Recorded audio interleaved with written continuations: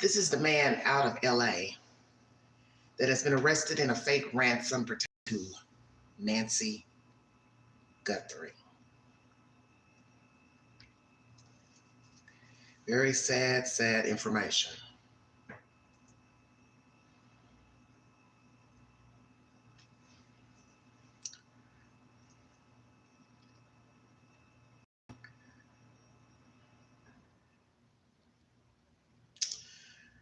Okay.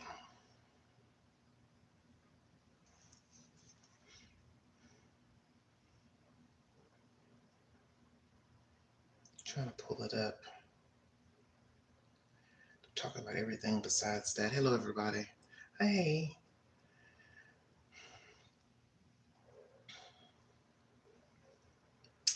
Nancy Guthrie, suspect ID'd as ex-Los Angeles County employee, accused of stealing unemployment benefits. Okay.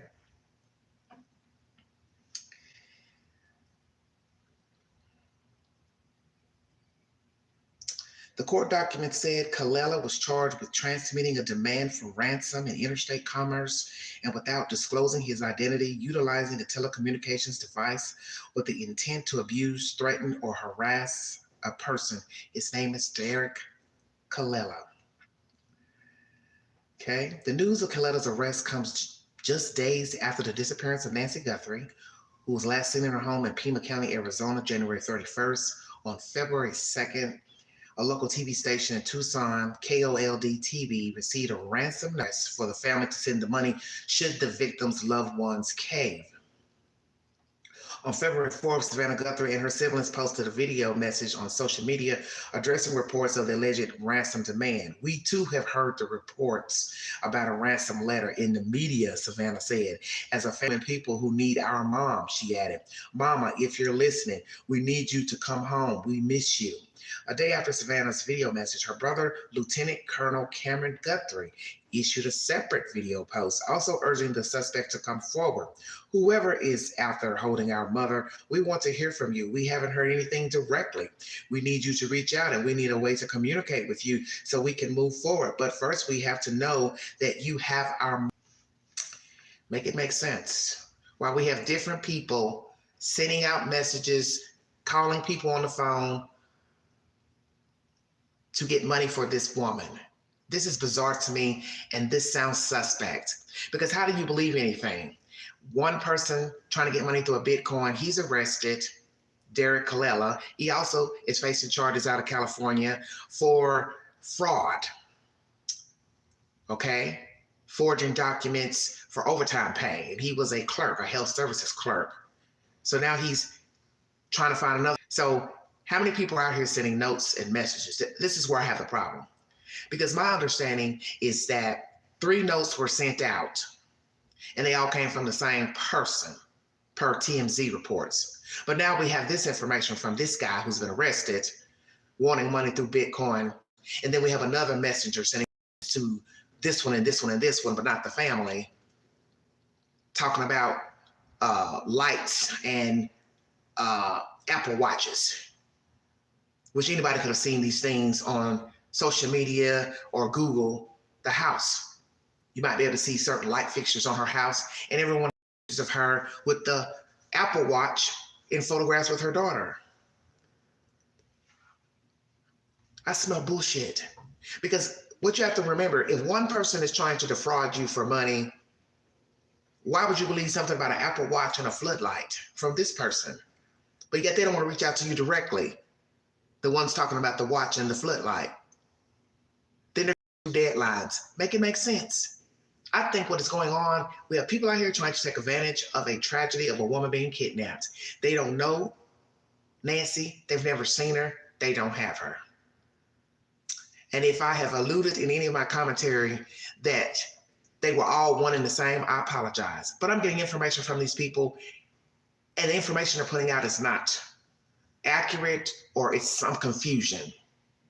Because that's what was said days ago. All the messages were the same. That's what TMZ said. The messages were the same that the news station got and what they got. But then where does this guy come from out of LA? So we have two people out here claiming to have her.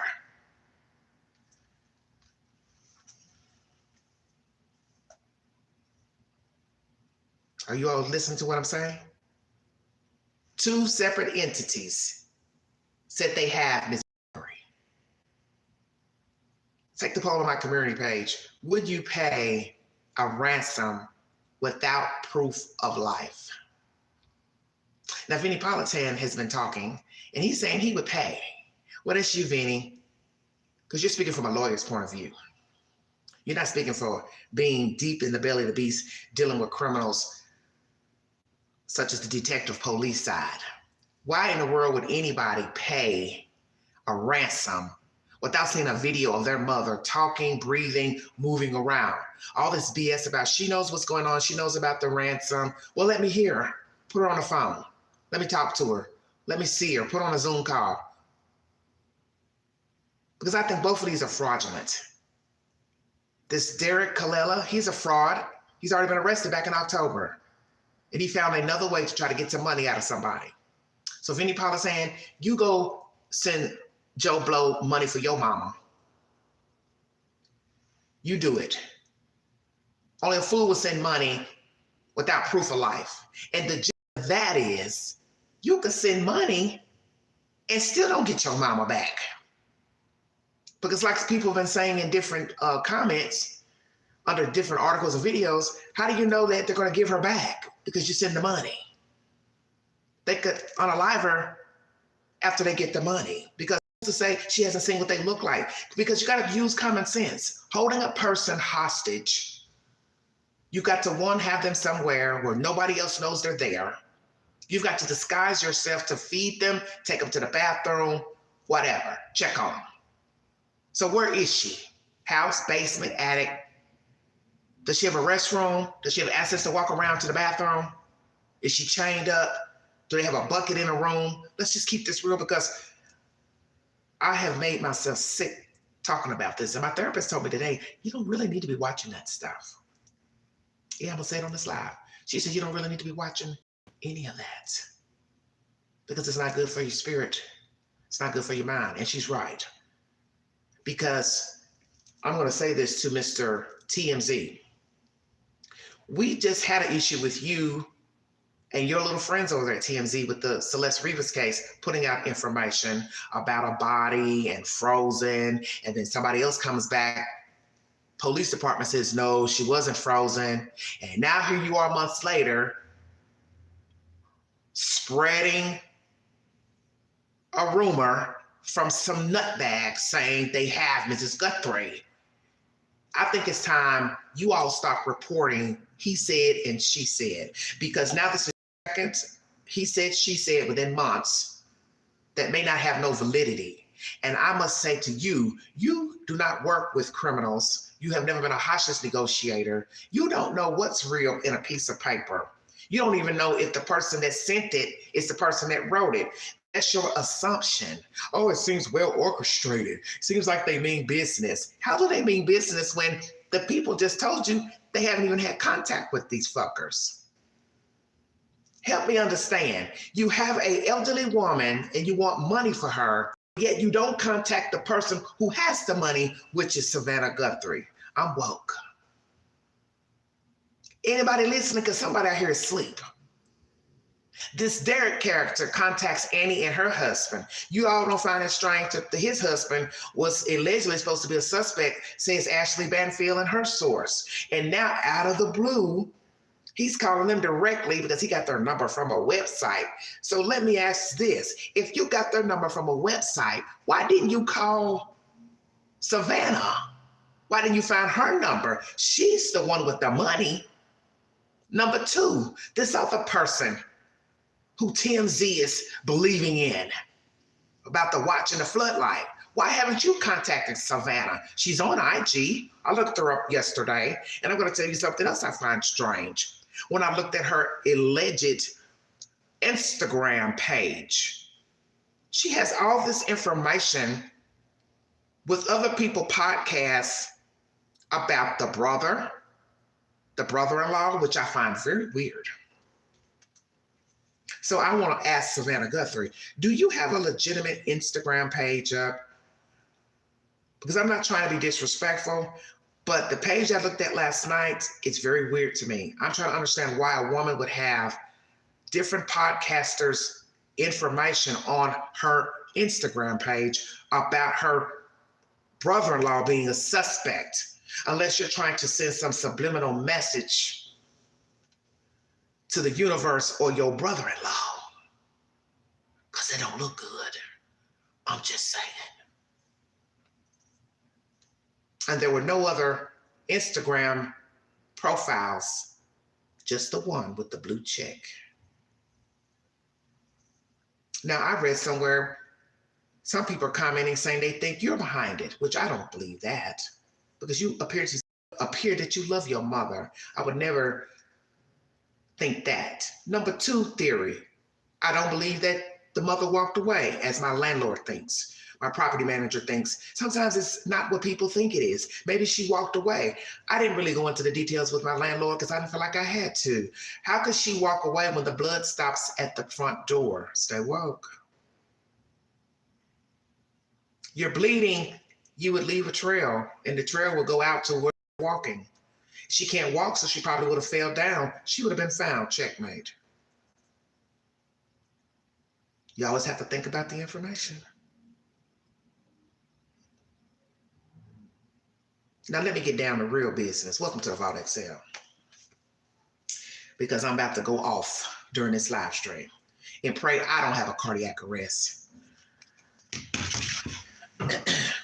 Hello, everybody. That's right. Nothing makes sense. Hello, Linda. I don't know. Hello, Timmy. Hello, everybody in the chat. Let me talk to Savannah Guthrie.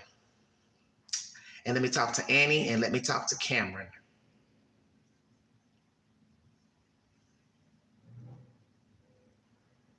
Why the fuck your mother got a camera that don't record?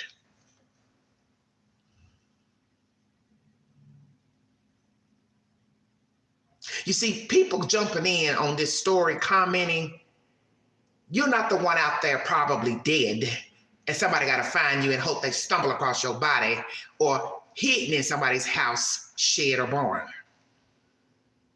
Oh, I've got the cameras and mine isn't recording. Then what do you have it for?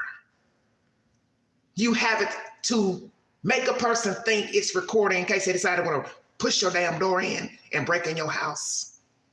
I want to know why a millionaire's mother doesn't have a recording cameras in her house. I want to know why nobody's phone got alerted, because I'm getting ready to get real ignorant. You said you dropped her off at 9:30, 9:45, time keeps changing.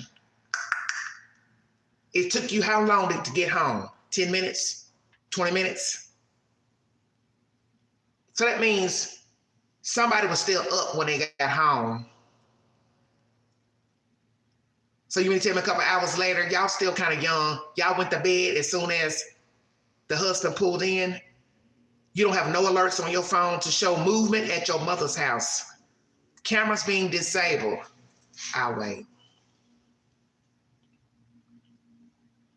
I don't know, Timmy.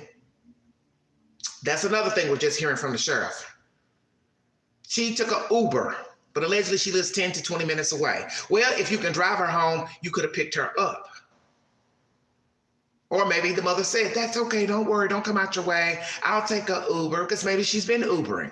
This church business. 1 minute she's going to church, to the next minute the rumor is she's doing church by Zoom, which don't make no sense. Zoom is for Zoom meetings, not church. What type of church does Zoom? Now, church is on Facebook, church is on YouTube like my church, but the pastor's not sitting here doing an itemized list to see how many of us are watching him on the screen.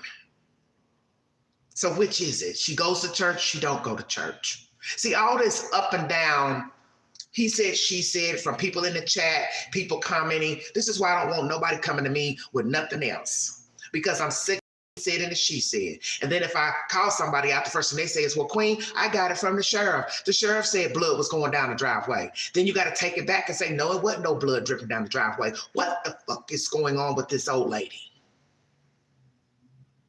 Who knows what the truth is? Because I'm confused. I'm starting to get a headache.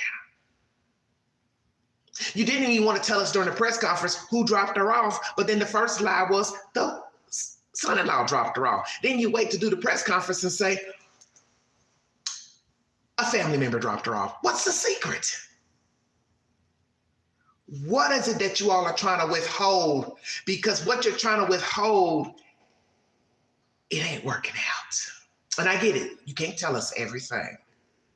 But I smell bullshit. You know, Banfield put out that allegation about the son-in-law and people ran with it. And then when you have a press conference with the FBI, you tell us about the arrest of the guy in LA. And then when a reporter asks you who dropped off Mama Guthrie, you don't even want to tell us. And then the other information I got today, Mr. Callella, who has been arrested for this fraud, contacted the daughter, Annie, and her husband. He called them. It also says he called another Guthrie relative, but the article won't name the relative. Either they don't know or police didn't want to tell them. So help Queen understand why everybody is calling TMZ, CNN, Mickey Mouse, but not Savannah Guthrie. Because Savannah is the one with the pocketbook full of money. And I find it very strange that everybody is dancing around the pocketbook. Make it make sense. You want money for the woman, but you don't want to reach out to Savannah, who has the money. The second person, allegedly, who knows about the watch and the floodlight, you give a deadline, then another deadline, but you don't respond, and you don't contact Savannah Guthrie, who has the money. So I'm going to ask the universe, because I doubt I'm going to get an answer from somebody that knows what the fuck is going on. How many people have written a ransom note to TMZ, KOLD, Donald Trump, Biden? How many ransom notes are there? Because TMZ, you told us that 3 or so were sent out and they all said the same damn thing. So I took it that when this guy got arrested, he was the proprietor of all of those letters. But then the news tells us, oh no, we have somebody else that's sending out messages.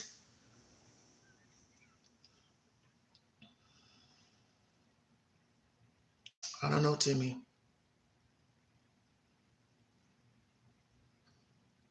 But something is wrong here.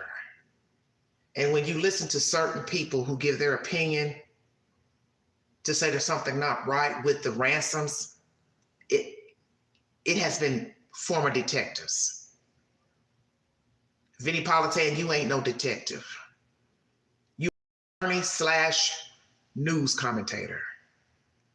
But you ain't went deep in the belly of sitting through interrogations with criminals. So you can go ahead and donate your money to an anonymous person for your mama. That's you. And I like you, Vinny, because right now we're actually talking about allegedly 2 ransom people. And I don't care what Savannah Guthrie is worth. She is not about to be handing out checks and Bitcoins to everybody calling saying, I got your mama. I got your mama. I got your mama. Kind of like Oprah said, you get a car, you get a car, you get a car. Come on, are you serious? Let's stop this nonsense. See, let me tell you all something about how the devil works. The devil knows how to infiltrate. Because see, it's the devil in the details. That's why we're here. And so the devil said, I'm getting ready to send some more clowns in, dancing clowns, to deflect truth of what really happened to Nancy Guthrie. So other people are jumping on the bandwagon to make the situation more dire than it already is. And that's what I think is going on. That this is about money and or vengeance against somebody in this Guthrie family. Somebody is trying to send a message to why she's gone. She ain't wandered off. The coyote didn't bang on the door, bust in the door and take her. That front door doesn't look like it was jimmied. So I want to see a picture of the back door, the same door you all said was left open. So do you have blood dripping from the back door? So the killer or the abductor said, I'm going to go through this back door and leave it wide open. Hell, I ain't got nothing to lose. It ain't my house.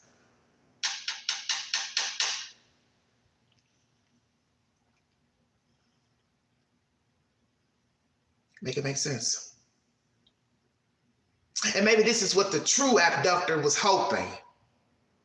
Everybody jumps in on the bandwagon and nobody knows the real truth to why Mama Guthrie is missing.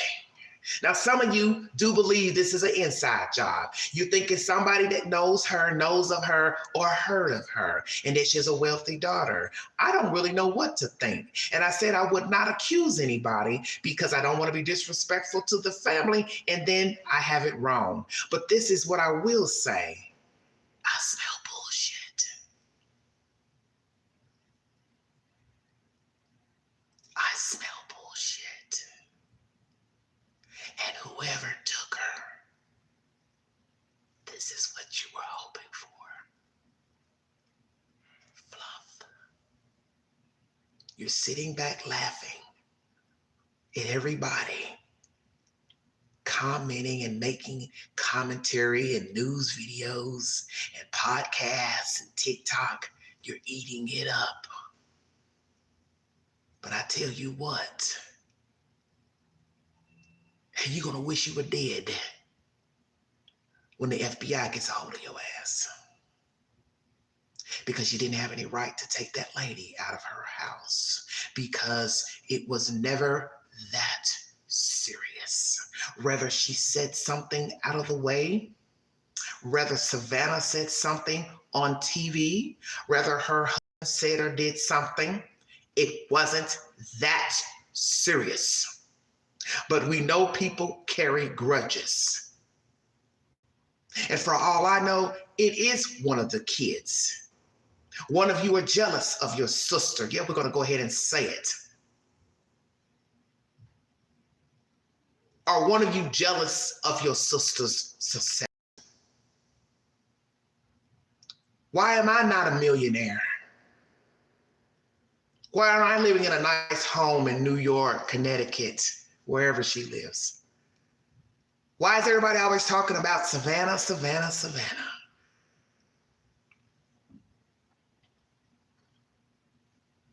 Because if you listen to everybody talking on the news,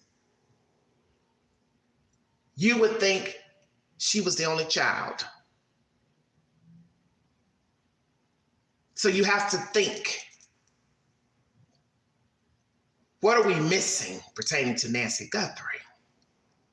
Why is she gone? Is this family? Is this church? Is this somebody in the community? Got wind? She's got a wealthy daughter. I smell money. Maybe she's got jewelry. But why take her out?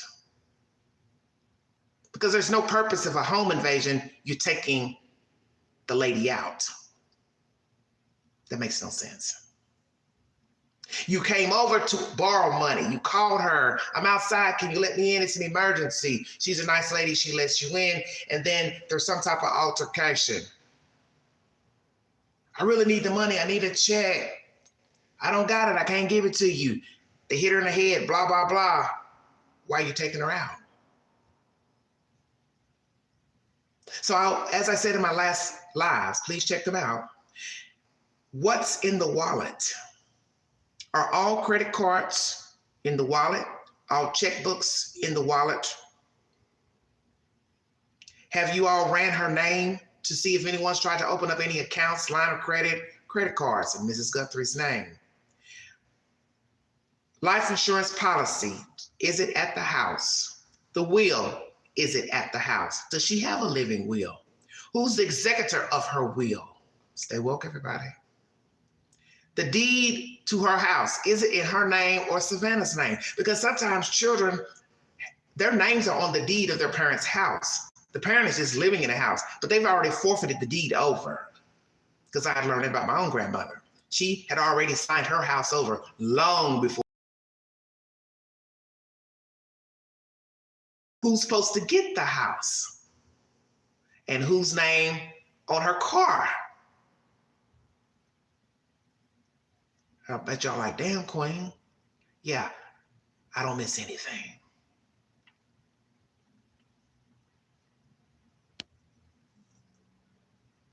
Is this about what we think it's about?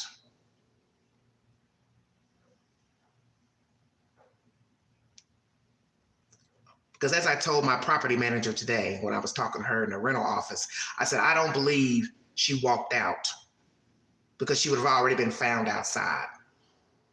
If she was disoriented in the house and bumped her arm, bumped her nose, started bleeding, went out to try to get help, she probably would have passed out, fell out.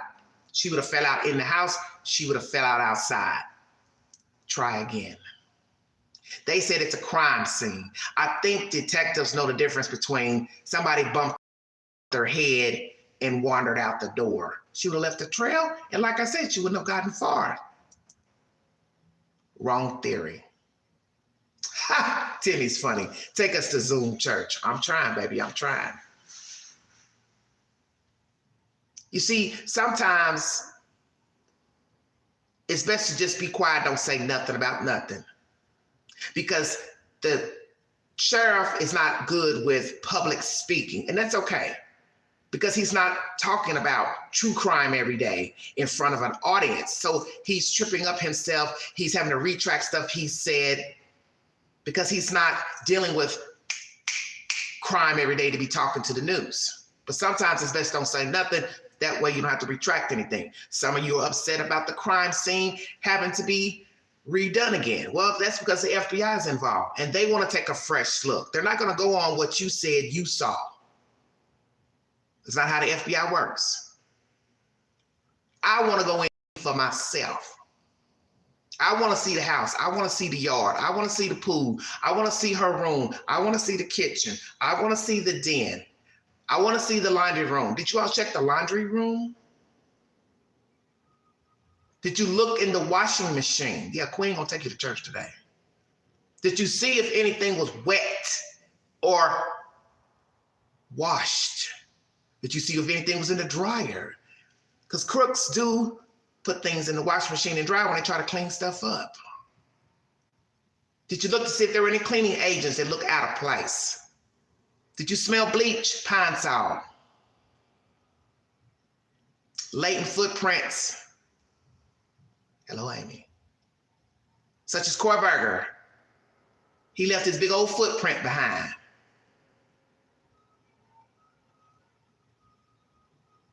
You have to look at everything. And most importantly, you have to look at who would have a motive to rid themselves of Mrs. Guthrie. Because as everyone is saying in law enforcement, we haven't heard of anything like this in a long time, of anyone being abducted, kidnapped, ransoms. So we have to look at everybody in the picture, and that is Mrs. Guthrie, what she's been doing, who she's been dealing with, who goes and comes to her house, her daughter, a daughter, her son, any outside relatives, anybody thinking they're deserving of something. Could we be talking about a niece, a nephew who was promised something? Did she turn somebody down for money, a loan? Was she liking a man? Don't think because she's 84, she couldn't have been getting her groove on. Mrs. Guthrie wasn't dead before this fiasco, remember? She could have been liking a man could have been liking her. They could have had a falling out. See, as someone said today, you got to look at the victimology. You got to know who Nancy is to get to the truth of why she's missing. She could be the bait for a grudge. I'll get the mama because I know the mama will get attention. You'll notice me now because I got your mama. Do you see me now? I got your mama. And what would be more hurtful, they already got rid of mama. And I'm gonna make you wait and wonder where your mama is. Because I owe you one. This could be about revenge. I'm gonna take what I know hurts you the most. Because the one thing ain't none of y'all thinking about, and I ain't heard one person mention it on court TV, Banfield, why they didn't take her sister or her brother. Don't they got children? Savannah even has children. Why you didn't kidnap her children? Why didn't you kidnap her husband? Come on with it, Queen.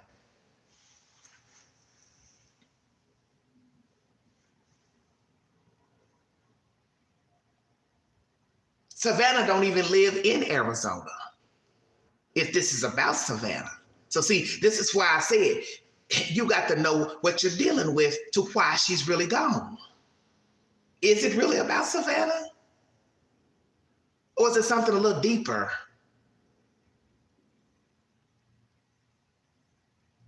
Well, she could have had a stalker. Now they're saying that people on the block didn't even know that that was Savannah's mother. And didn't know that Savannah was her daughter. Well, what's the truth?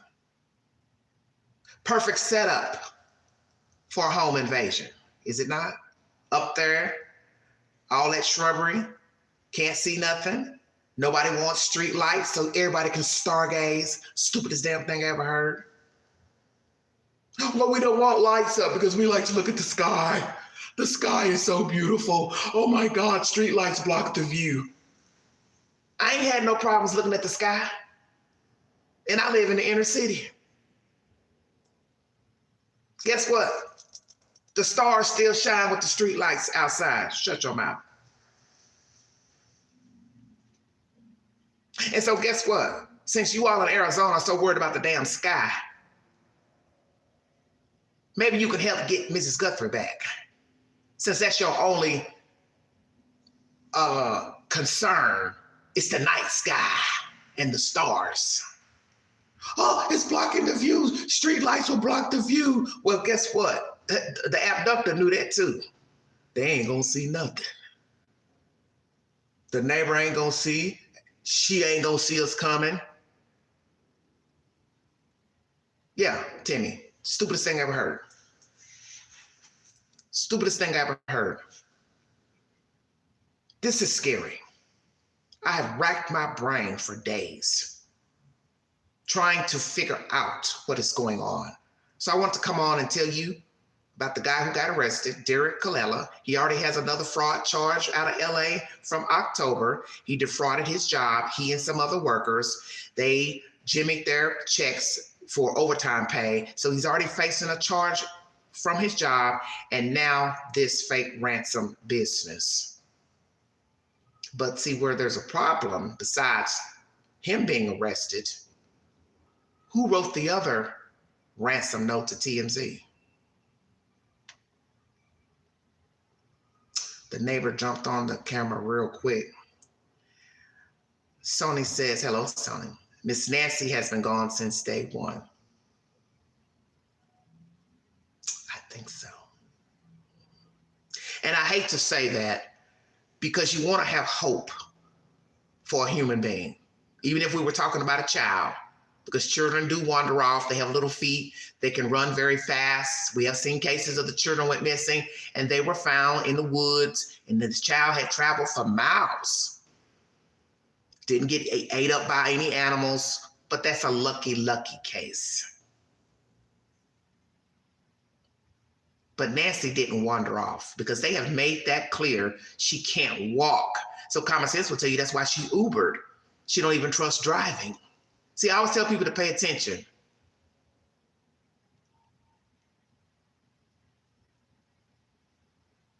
And this case to me is no different than the two cases I've talked about with the children disappearing, such as Sebastian and Summer Wells. Happy birthday, Summer Wells. She would have turned 10 on the 4th. You don't find it strange that this case is kind of like Summer Wells and Sebastian Rogers? Exactly. Live your whole life and get kidnapped at 84. What's the common denominator between Sebastian Rogers, Summer Wells, and Nancy? Anybody in the audience can put it together? I'm waiting. Put it together. What is the common denominator between Nancy and Sebastian and Summer? No, not that they vanished, sweetheart. Think again. Think about what was said about each case that is similar.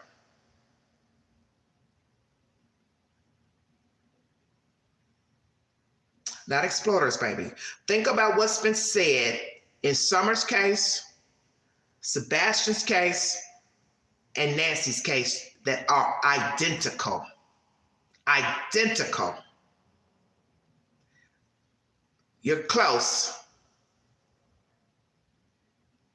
What has been said about Sebastian on the day before he went missing? What was said about Summer the day she went missing? You're getting there. What's been said about all three that's identical? You all are getting close. What was said about Summer? Don't make me say it. I want y'all to guess it.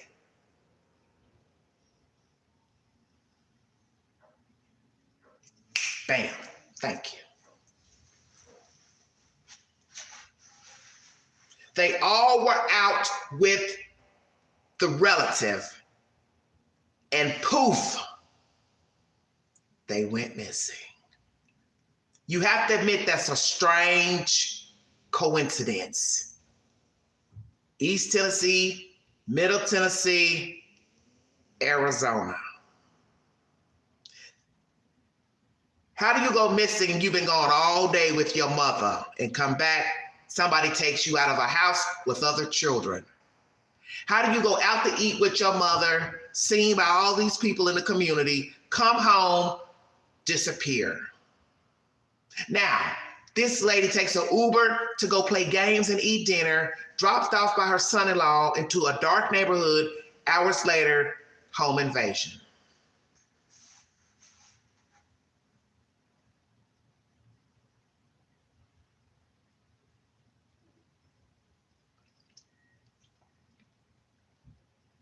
And the common denominator is that, yes, all these people were with their family before someone brought forward an allegation that they are missing.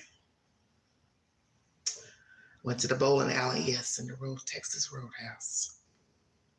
See, I pay attention to things. Sometimes I don't listen to everything the news is saying. I don't listen to everything that you all are saying. I listen to the logistics. I smell bullshit.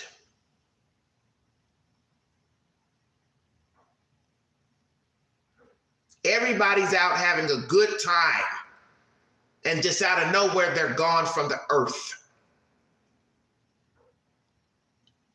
The end of this month will mark 2 years that Sebastian Rogers went missing. 5 years this summer, Summer Wells went missing. And we're coming up on 1 week for Nancy Guthrie. That's okay, sweetie. Take the poll on my community page. Let's get a good look at this guy who committed fraud trying to get money from the Guthrie family, Derrick Callella. I believe he's got a little sugar in his tank because the picture they took of him, he's got one loop earring in his ear, looking like a damn fool. Hold on, everybody.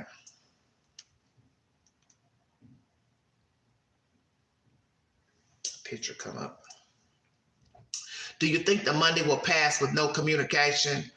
Yes, because they don't have Nancy. They don't have Nancy. Nobody has Nancy Guthrie.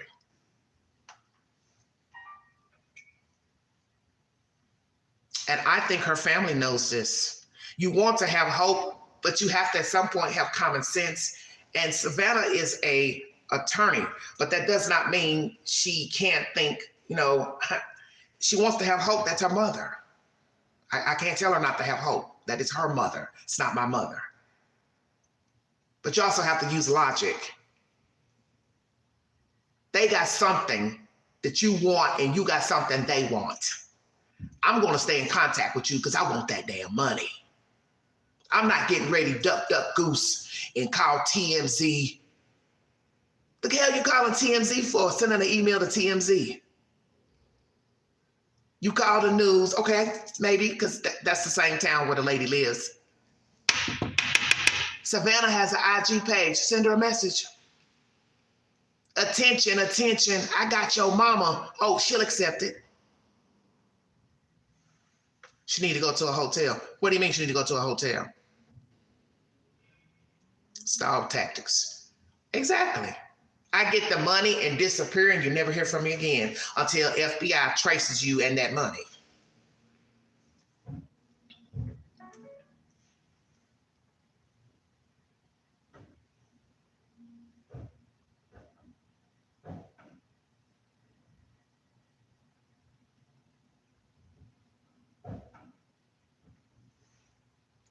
Hold on, I'm trying to get a picture of him.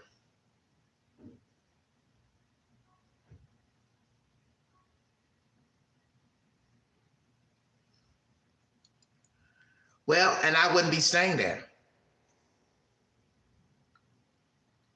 Not after hearing the rumor from Ashley Banfield. No, I would not be staying there.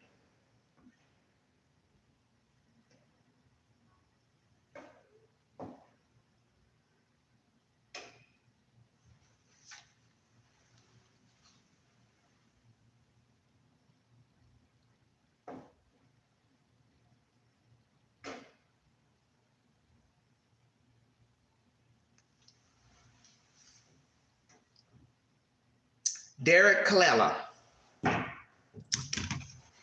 is the man who's been arrested from Los Angeles, California for fraud.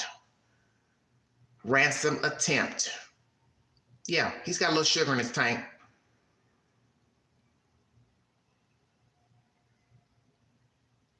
I just find it strange that he contacted Annie and her husband and not Savannah. And also he contacted another Guthrie family member that they're not mentioning. Who was that, the brother? Because if it's not Savannah, it can't be nobody but Cameron. Or they went looking on the website next to kin, because you know when you go on the websites, they'll show next to kin.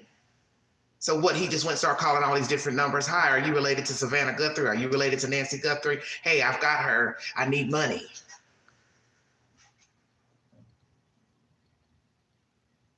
And it looks like we're talking about two separate ransom situations. And this is not good. Because a person who's wanting their mother is probably thinking to himself or herself, well, who do I believe has my mother?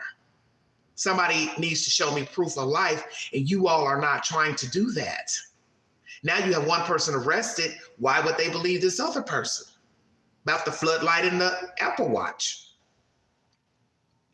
I have to pull that up. Was he in the news before? Yes, he was arrested in October for fraud, stealing from his job, $10,000 worth of overtime pay.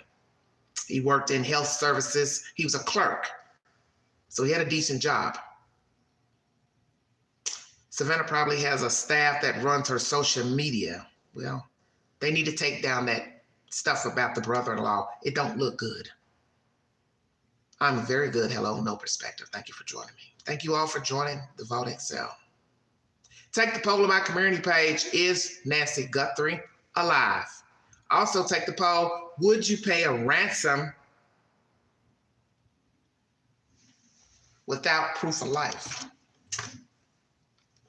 Let's go to the let's go to my page and see how you all weighed. Let's see.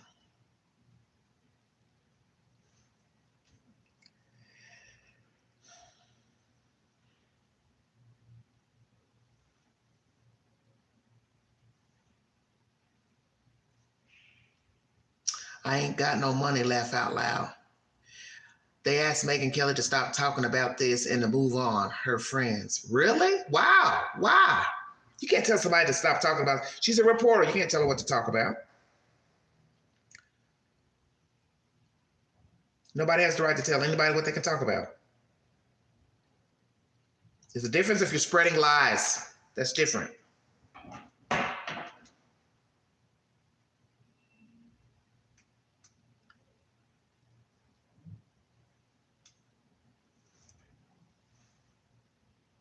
I'm good. I'm good, sweetheart. Thanks for asking. How are you? Would you pay the ransom without proof of life? 28 people voted. 86% said no. 14% not sure. So Vinnie Politan, some people don't agree with you. They ain't paying unless they know their mama is alive. Let's hear from TMZ, because I think it's time for TMZ to stop repeating stuff. You should have gave the information to the FBI, police, and not said anything, because this is looking just as whack and crazy as that Celeste Rivas nonsense about body dismembered, body frozen. Everybody's arguing back and forth on what's the truth. Medical examiner arguing about what's the truth. It's become a big mess.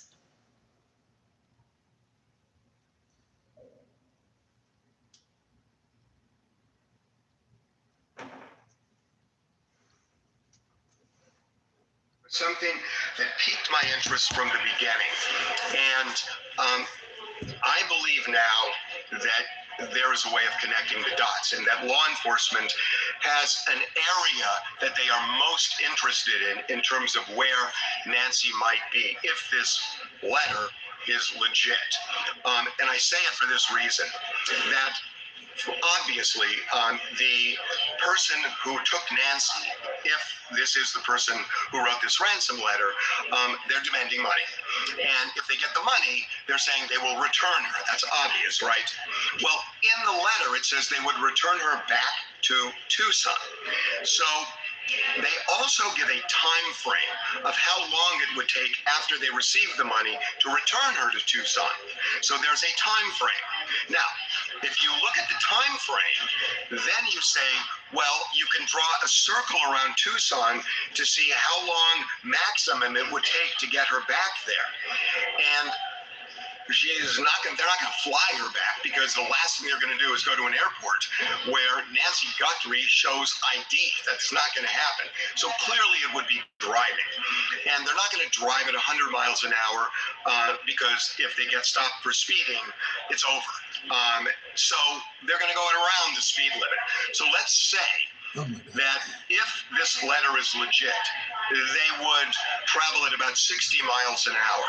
So based on this time frame in the letter and the fact that she would be returned back to Tucson, here's the way it looks. If you look, this is Tucson right here. If you look at this red circle, that is the radius of the maximum amount of time it would take to get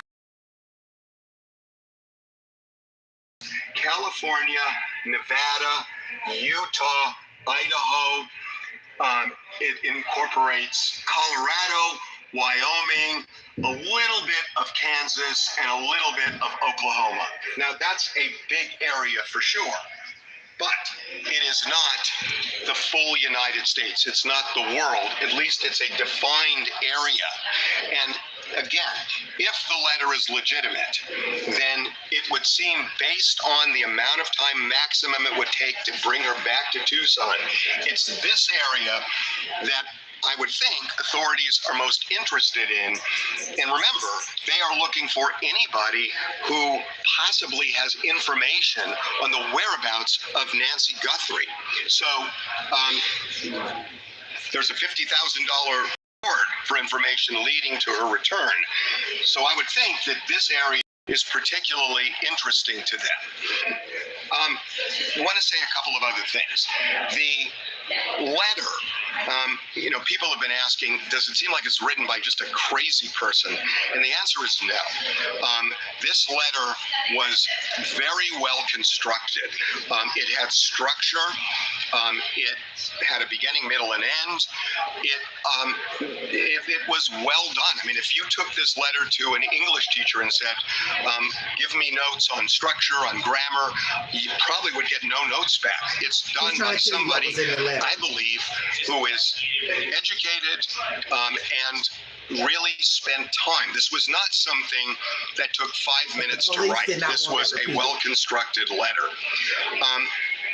Final thing I want to say, and now this is opinion, that it is interesting to me that we got this ransom letter, but also the other two media outlets that got the ransom,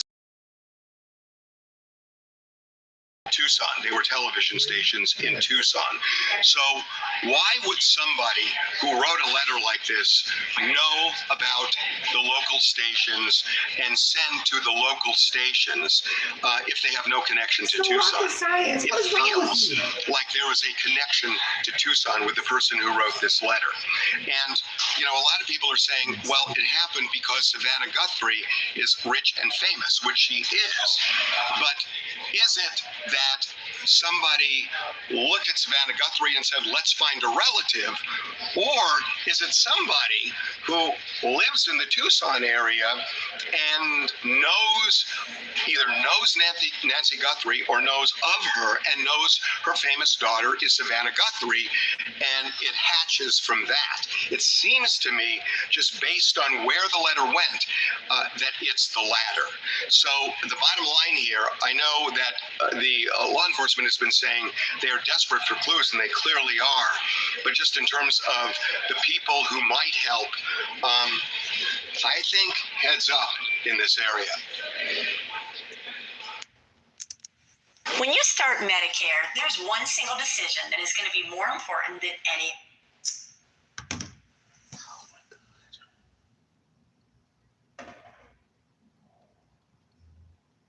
I don't want to be rude,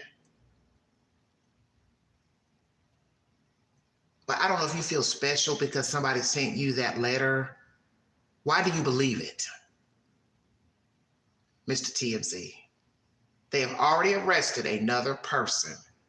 And as I said to you all the other day and on my other news break, because I'm over there as well giving commentary, I thought this was only one person doing all of this.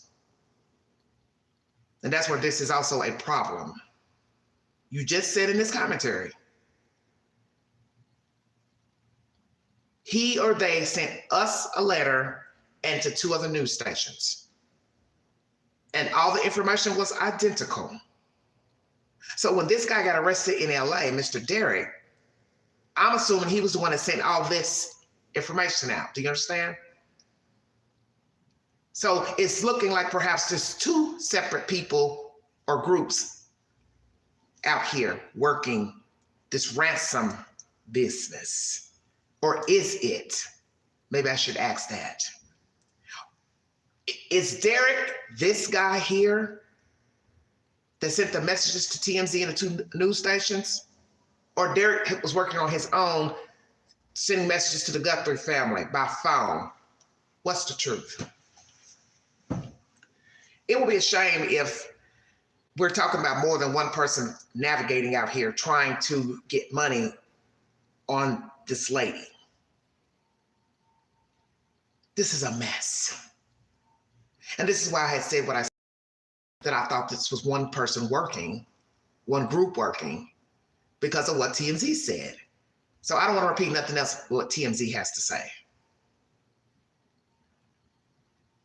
Because now we have a guy over here arrested in LA who's already committed fraud, and nobody has been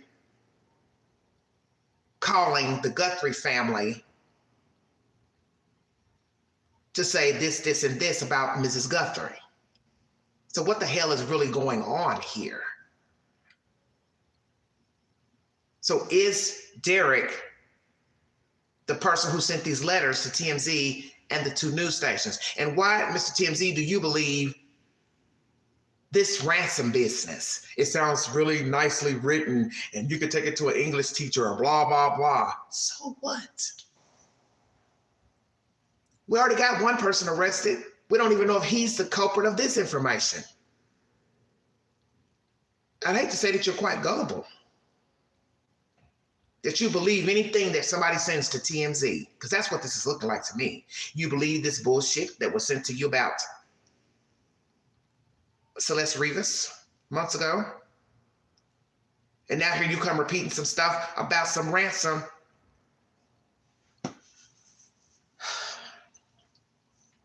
You're thinking that they drove her far away, Colorado, Utah. But yet nobody's heard nothing from this certain person. Is everybody paying attention to what I'm saying? This is bogus nonsense. Oh, she could be here, here, here, and here. We know they're not going to fly her back. You don't even know who you're talking to and talking about. That letter could have came from a 15-year-old, a 12-year-old. We have children that are very smart and articulate. You don't even know who you're talking to. Could have been a woman that wrote it. I don't know. And that's the whole point. Mr. TMZ, you do not know who wrote that, and you don't know if who wrote that is the same person that's in a county jail in LA.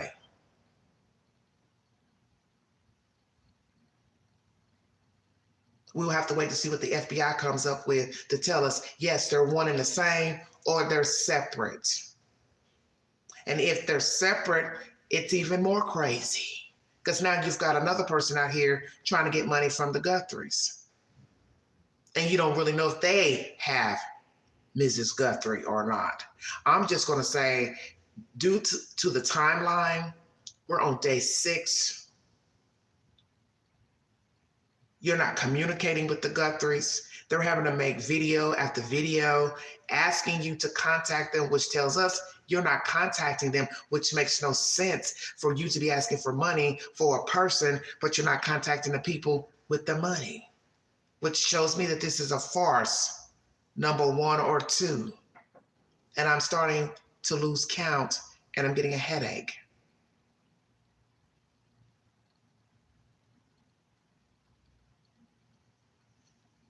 This is bad. And how can anybody have hope that this woman is alive when we don't even know who's sending these messages and phone calls? As I said, one's been arrested, Derrick Callella. But we do not know if Derrick is the same person talking about the watch and the floodlight. Are they one and the same? I'll put that up on a poll. Because if they're one and the same, you've got a problem. Because then you have to decide what? You're already calling him an imposter, which means you don't believe he has Mrs. Guthrie. So if there's another person writing these letters, how are you going to prove they have Mrs. Guthrie? And why are they not responding to the Guthries if they have Mrs. Guthrie? It doesn't make sense. Because perhaps this is somebody just trying to do what Derrick did, trying to fatten their pocket, hoping that Savannah is naive to send millions of dollars through whichever, however, and then poof, they disappear into the night and pray the FBI doesn't find them. Where is Nancy Guthrie? Why is she missing? Who has her? Are they working with more than one person? Some people believe it's more than one person. doing this. There was a lookout. There was one pulled up with the car.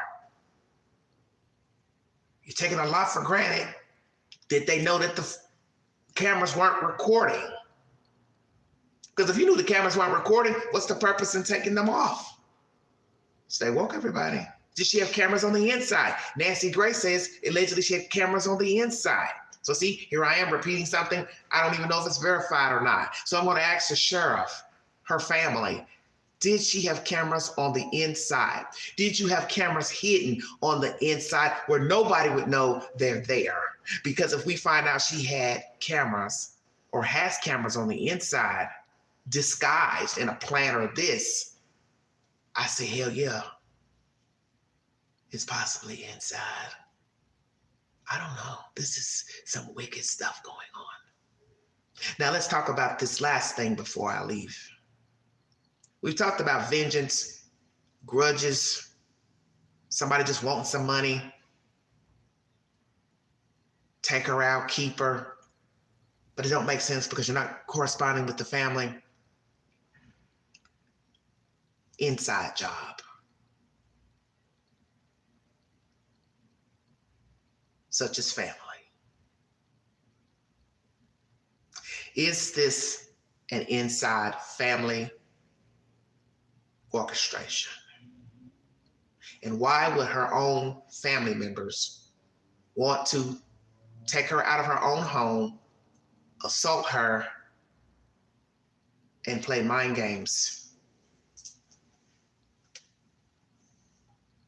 Or is it a mind game? Because see, that's the whole point of this story. The who, the where, the why. You got to decide if the people communicating with the Guthries actually have her, or we got people feeding off the storyline itself, and the real culprit is sitting back laughing. Thank you. You're taking the heat off of me. Timmy says, supposedly there's a new note. Okay. What if this is inside? Why would you, as a relative, want to have this woman out of her house? For what reason? Because if it's a random robbery, they had no reason to take her out. So we'll throw that off to the side. It's vengeance. You took her out to make the people worried. You're mad at the family, Savannah. I take her out, make them worry, torture them. Only reason I can see taking her out, you want to torture the family. And then there's inside. Somebody had a problem with their own mother, aunt, hello Jess, and they took her out because they didn't like her, no longer wanted her to have life, and or there was an altercation in the house. And the only thing I can think of with an altercation with an 84-year-old is that you are asking her for money and she did not want to give it to you. And you popped off. Or you already have some things lined up, such as getting her house, insurance policy, her car, her bank account. So you got to ask all those questions. Whose name is on what pertaining to Nancy Guthrie? Because people do unalive their family for money. People have murdered their children for money. They have murdered their brother, sister, mother, father for money. And this can be no different because there's only one millionaire that we know of in the family. And she's not obligated to give everybody money. And the one thing we've learned about right now is that people want the money now. Everybody wants quick money now. This is where scamming comes in. I want to be like her. I want to be like him. I'm tired of being broke. I want a piece of the pie. I want it now. I don't want to wait. I don't want to work. I don't want to go to work all day. I don't want to go sit on a job 10, 12 hours. I don't want to stand on my feet. I want the money now. I want to be like her. She's on the Today Show and she's getting lots of money. And she don't want to give us none. And as somebody said in the comments, maybe she's been giving her mother money, but ain't been giving the brother sister money. And then they've been going to the mother because they know she's been getting money. And maybe mommy's tired of you coming and begging for her damn money. I ain't got no more money to give you. Stop asking me. What's the problem? You don't love us? It's not our fault. We're not a millionaire. Now, somebody came in the chat the other day saying that Annie and the, because I don't know these people. I don't know anything about the sister, Annie, her husband, Tommaso, whatever. I don't know anything about him. I just know that he's a school teacher. He's in a rock band. That's all I know. Now, could it be he owed money? He's involved in drugs, cartel. He's trying to get money from the mother-in-law. Hey, we need a loan. We need this. I got to pay a debt, got to pay a bill. Grandma says, I ain't got it. Stop begging me. See, you never know. Or it could be hatred.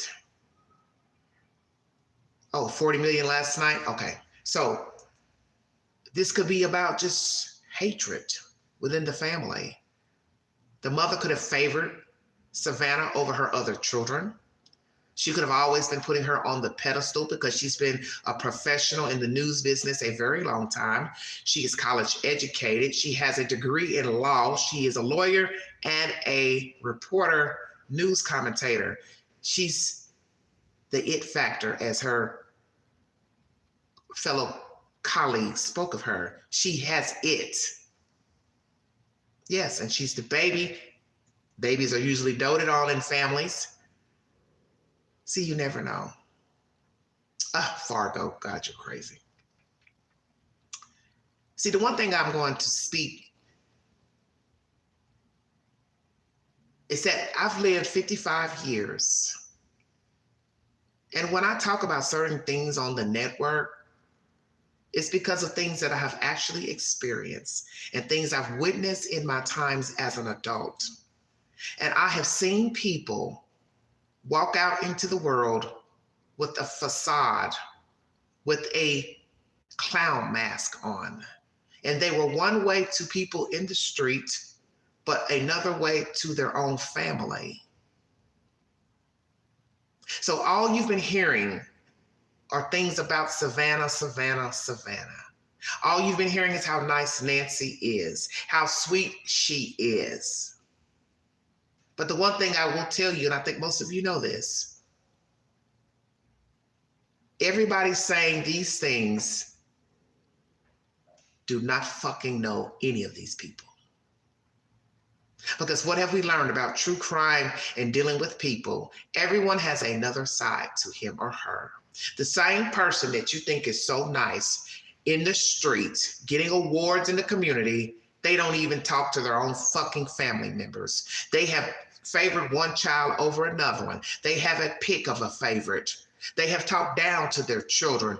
You don't know that.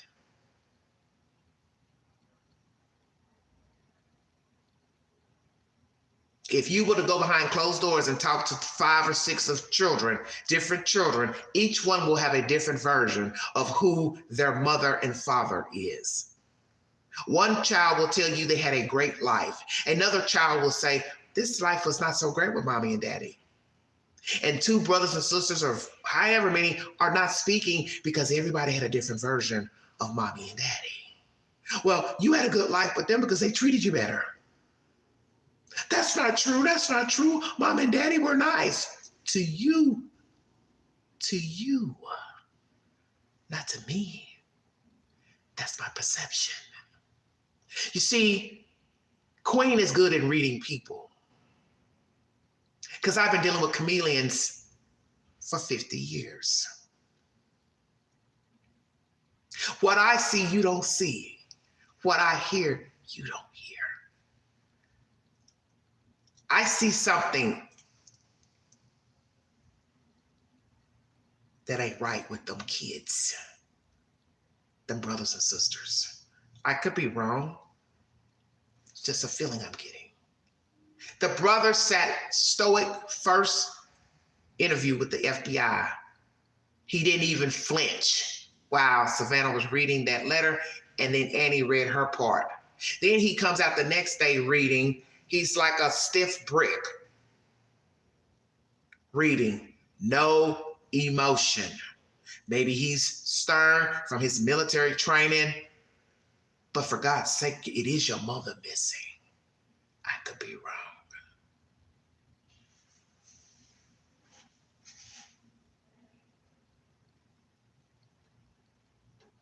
I hope I'm wrong.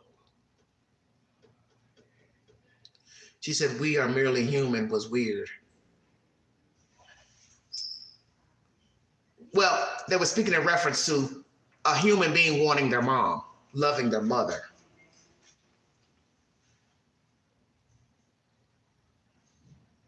Is this an inside job by the family? Did somebody have an altercation with Nancy Guthrie? They were asking her for something, wanting her to do something she didn't want to, or had animosity been building up, and somebody went in that house and unalived their own damn mother or relative. Because it's going to be a shame if that's what this is all about. That there is no real ransom. No one is holding her hostage. No one has plans to turn her over when they get the money. Mrs. Guthrie is not alive. Somebody has dumped her off out of vengeance, hatred for Nancy Guthrie, Savannah Guthrie. And everybody knows the best way to get to somebody is their mother or their kids. What's that old saying? I can show you better than I can tell you. I know how to get to you. I'll get your mama. And you see this a lot with men who unalive the children and leave the mother alive. I want you to suffer. I've unalived your kids, and now you got to walk around every day knowing your babies are gone. Could be the same game. Your mama is gone, and you got to sit here and suffer, wondering where she's at, wondering if somebody has her, and mama is long gone. That is pure torture in itself, the wondering if Mrs. Guthrie is alive. And I think most of us know she's probably not alive. She doesn't have her medicine. They didn't have no intention of giving her medicine because that was the intent, was to get her out and unalive her. Checkmate. Don't you see what this is really about? Somebody is mad as hell. Somebody has pure hatred for probably both Nancy and Savannah. It's a 2-for-1. It's a 2-for-1.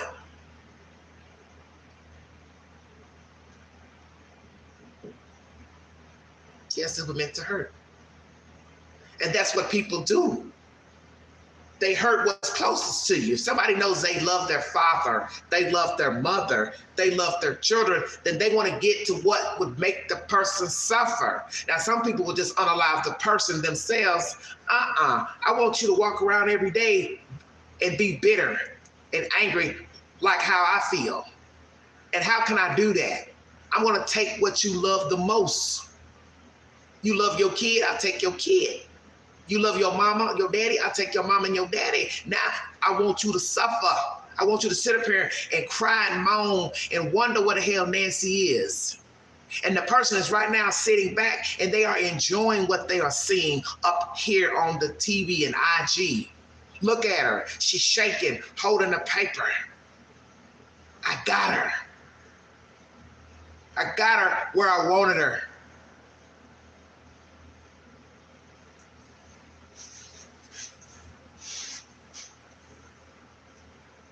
This is possibly retribution. Retribution. Pure hatred.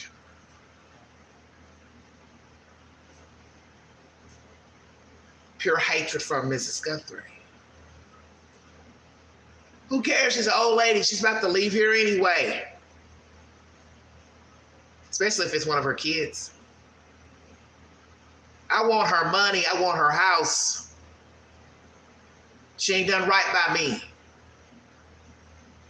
You all are talking about a Mrs. Guthrie that I don't know. See, you never know.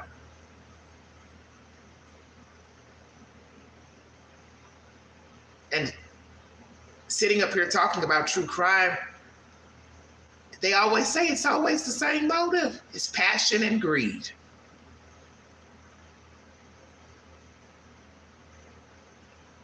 Now, like I said, it could be an outsider wanting to hurt the family. Retribution against somebody in the family. Could be something about drugs. Somebody owes somebody money. Somebody owes a debt. Somebody in the family is trying to get money from the mother. She don't want to give it up. The sister didn't want to give it up. It could be one of these things. But home invasion, robbery, they have no reason to take Mrs. Guthrie out because Mrs. Guthrie don't know me. I'm just wanting her goods. Why do I don't need to kill her. I can put her in a closet, steal her shit, get the hell out. Yes, it's a nice sized house. If she did pass away, maybe they think that Savannah already has enough, so doesn't need any of it. Exactly.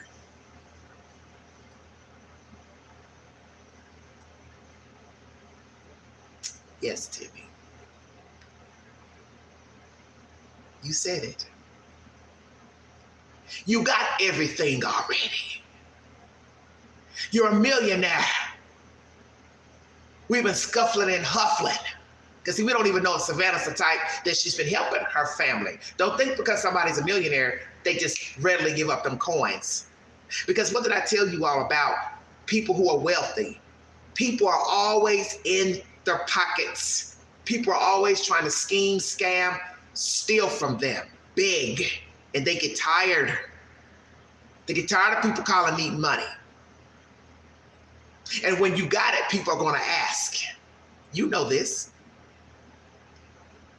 She could have been tired of giving it up.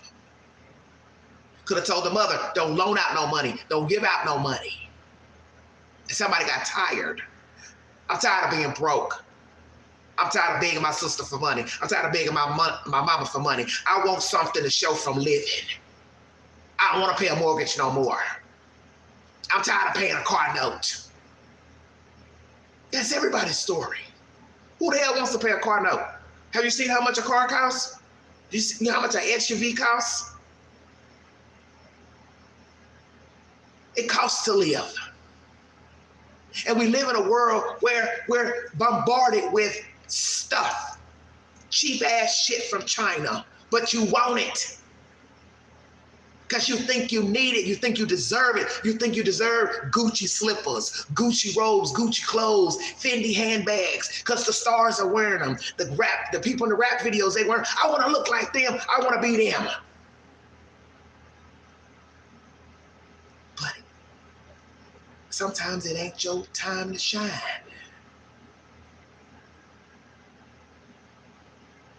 And you can see that with everybody that's been talking about Savannah Guthrie. I haven't heard one negative thing about her. But it's not to say she's not flawed. Same thing with Nancy Guthrie. It's not to say she's not flawed. And so everybody putting these two women up on pedestals, you can best believe somebody has another version about Savannah and Nancy. And it's probably not nice. Because I can tell you, you get tired possibly of hearing about how great somebody is at some points. Not to be envious, but just, okay, you've said it 5 times. I'm going to tell you a little story. And I shared part of this story the other day. And I have to be careful what I say because people know who I'm talking about. And this is about an actually wealthy person right now that's a millionaire that I personally know, okay? Before this person became famous, they were in college playing pro ball. A video was released about his upbringing and his life, okay? And I was sitting in the family's house one day when the grandmother was playing the video of him. I think ESPN had did this special, right? one of the relatives in there made a comment saying, oh my gosh, she watches this video over and over and over.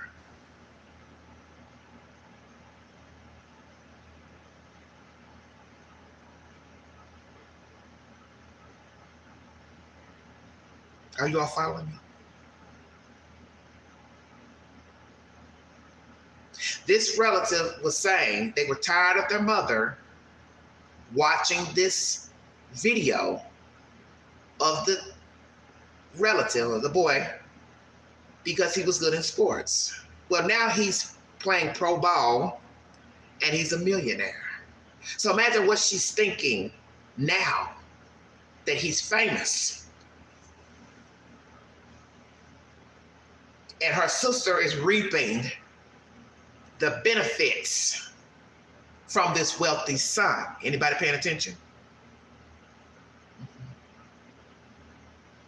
If the sister was complaining about the grandmother watching the video years ago that was done for national TV, what do you think she's feeling now that he's pro and a millionaire? And the mother of the son, she's a bitch. She's been out bragging, drunk in public places, telling everybody she's rich. No, your son is rich. You're not rich. Because just as quick as he has done for you, it can all be gone. He could go out there, get hurt on the field, get a concussion, get paralyzed, and the money will dwindle away. And you can best believe all the people that know this family and this certain person that is playing pro ball, you can best believe there are some people who probably have animosity that he is well off and that who his mother is. And there are probably people that don't like the mother. And I can say it on this live, I don't care for the mother. And it has nothing to do with the son's wealth. I don't like her attitude. Because you're going out here bragging and telling the staff members of a restaurant, you're a rich bitch. And I also know of another incident where you stirred up some trouble in the community over an incident I can't say on the live, but it didn't have nothing to do with you, and you wanted to immerse yourself because you wanted people to look at you because of who your son is. You understand what I'm saying? And I remember an older lady was saying, oh, the police are only messing with her because of who she is. And she's driving fancy cars. And I wanted to say something. Like, no, they're not messing with her because she's driving a fancy truck and her son is wealthy. They have a right to tell her about her potty mouth and intervening in police business when people are doing something in the community that they don't have no business, whether it's her relative or not. See, this is what happens with people when they like people. They put them up on pedestals and don't call them out when they're doing something wrong because now they're known for something. She ain't known for shit. She's a former drug addict. The son is wealthy, she ain't. Yeah, Queen's saying it. Exactly, reclaim. And that's the one thing I wanted to say during that live. When the son bought her a house, she posted that to Facebook. And it will not be hard to find her, to go to her house right now. She's riding around in all these fancy cars. Baby daddy died, left a nice truck. She probably still has that. She can be found. And she can be robbed and she can be unalived. And this is why you have to be careful what you put out on your tongue and the image you're portraying, that you wanted people to recognize you because this child is wealthy. That's his money. This is not your money. He's just been nice enough to buy you, give you. And the one thing I've been saying to myself, why does the grandmother not have a nice house? Because that's who raised them while you were out there getting high. Oh yeah, Queen gonna tell it now. Where's her nice house and fancy car? When her truck broke down, she was too ashamed to go to that same millionaire grandson and say, hey, I need a new car. She's deserving of a new car. Why would you want her not having a car? But she had too much pride. I wouldn't have no pride. He can either tell me yes or no. But the point I'm trying to make in this commentary is that you have to be careful how you walk in life. That there's always people watching you, whether you're rich, poor, well off, wealthy, always somebody watching, always somebody envious, jealous, and they are not happy for your journey. Just like all the people you see out here that are famous, not famous, Facebook friends, some of you are not happy for your friends. Some of you are not happy that she's pregnant, getting ready to have a baby. She's married. Seems like she's got a great life. Maybe your life isn't that great. And you're asking, why don't I have that great life? Why don't I have a spouse? Why don't I have this? Why aren't I taking trips? I question myself sometimes. Why don't I have a big fancy home? Why am I not driving a fancy car? Not my time. But I don't hate you. Because you've got a great job, a big fancy house. Because God tells us we're not supposed to hate and be jealous of our neighbors, friends. I'm happy for you. Even if I don't think you deserve it. I'm not going to tell you that. Because I'm not supposed to think that. Okay? It's up to God to say what we deserve and don't deserve. But you, yes, can put yourself in a really bad situation by posting things, talking about your wealth. And really, when I think about it, anybody could get kidnapped being related to a famous person. And people do take for granted just walking out and people know who you're related to. And you don't even think, you don't got no security with you. You're just out shopping at Ross and all that. And people know you. Anybody could follow you home, rob you. And obviously, Savannah wasn't thinking about that with her own mother. You have cameras that don't even record. What sense does that make? And that really pisses me off. That there are cameras that don't even record. What is the point? Then we have to ask, did somebody know she wasn't paying for a subscription? Checkmate. I can go in here and take the cameras off, bust in here, get in here. Because the sheriff ain't telling us how the perpetrator got in.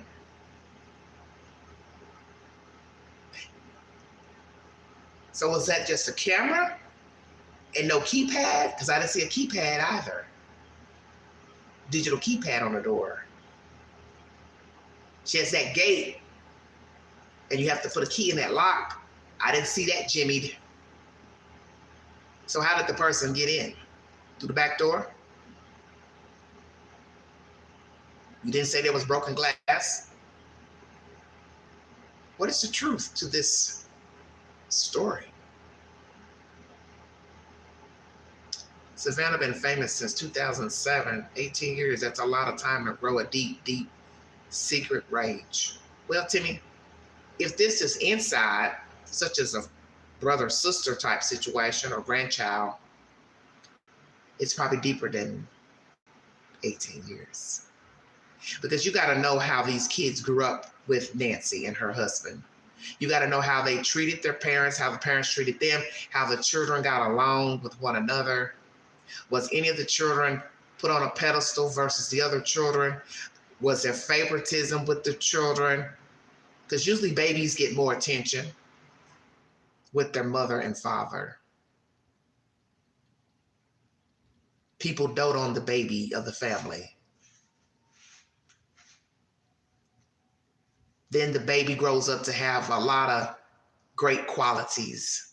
They're good in sports, school, and the parents dote on them. Now they're in college, still doing great. Leave college, they're still doing great. Now they're on a big TV show, Court TV. Now they're at NBC. That's a lot to be proud about, naturally. But you over here, you ain't doing that well. She's only wrote one book, and it's not to say anything bad about Annie, but if you compare the two, she wrote a book, that was 2012. What has she been doing since 2012? Making jewelry or working, whatever she's doing, maybe not so great in the eyes of other people or even herself. Brother, former military pilot. What's his relationship with Nancy? What's his relationship with Savannah? What's his relationship with the other sister, Annie? Do these children feel left out? That they have not accomplished as much as their older sister? So you don't really know what it's about. Yeah, F9 pilot. What's it, 1819 pilot. So you don't really know. We're just assuming it's about Savannah because she's the one with the money. And that's a natural assumption. Well, this is about the sister. Somebody went in and took this lady out because they want money. It was just an opportunity. But the point is, they're not showing any proof of life to give this lady back. And this stupid TMZ person, he's thinking they're around Tucson somewhere and they're going to drive her back. You don't even know that she's alive. You don't even know that they have her. And they're not making contact. Why would I have your mother and I'm demanding money from you, but I don't even come to you directly? I'm going to the news, TMZ, but not the Piper. That don't make no sense. That's like right now, you want money from your bank, but you go to TMZ. And you expect TMZ to send a message to Bank of America. Do you think that would really work? Hi, I'm calling from TMZ. Yes, Pookie says he needs $1 million. You won't give him the money, but we thought we would call and tell you he sent us a letter. Because he wants that money. Annie was the only one around Ruth. Cameron lived in Vermont. Savannah lives in NYC. Okay. Harvey, yeah, that's his name, Harvey. TMZ is a loser. He said the note was paragraphs and well written, but other news stations said it was just a few sentences. Well, I think he probably just likes to hype up things, like what they did with the Celeste Rivas case that ended up being a big mess. And also, I meant to tell you all about that update. Neo Langston has testified before the grand jury. I don't know if he invoked his Fifth Amendment right. He only testified for 30 or 40 minutes, possibly just said nothing. Also, Timothy Busfield has been indicted by a New Mexico grand jury on 4 counts of child sex abuse. I meant to mention that at the beginning of this slide. So those are the 2 latest updates. Also, the girl that was in the video with R. Kelly when she was 14 years old, where he was having sexual abuse with her in the video. She has now written a book, and she wants to come out to tell her side of the story of dealing with R. Kelly. And she also feels bad that she lied to the court system, that he did not do anything to her and that wasn't her in the video. And she feels as though had she told the truth, these things would have happened to these other women. Perhaps he would have been incarcerated. It is what it is. You can't take it back. You can't go back. And I won't doubt he paid her parents' family money for her to keep quiet. But anyway, she's telling her truth in a new book. Who's looking out for Shorty? Something like that. So those are the latest updates and breaking news. And also rapper Lil Jon, his son is missing out of Atlanta, Georgia. That was an update I got yesterday. Don't know if he's been found. He's been missing since, I believe, Tuesday. So I don't know if he's hanging with friends or just in his feelings, but that's the latest coming out of Atlanta. And I also saw a story today that was very weird. I'm gonna go ahead and throw it out here. A guy in Pennsylvania working at the Olive Garden, if I'm not mistaken, decided to commit suicide in the restaurant by stripping down naked and plunging headfirst into a pot of hot grease.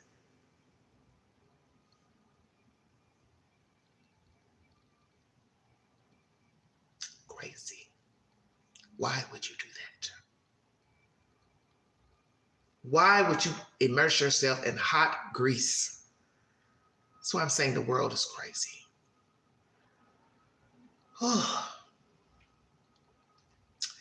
1 hour and 36 minutes into this live. That's the latest, everybody. Derrick Callella of LA has been arrested in a bogus attempt to extort money from the Guthries. He also has a current charge out of California for extorting money from his job, overtime pay, $10,000. He and some other workers. So now he has 2 charges. Hopefully he'll get enough jail time, prison time, he'll sit his little ass on down. What's the truth to this Nancy Guthrie business? I don't know.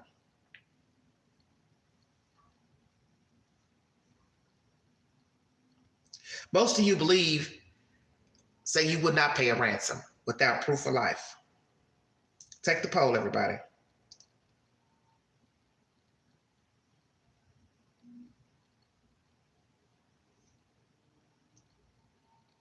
And this guy looks crazy as hell.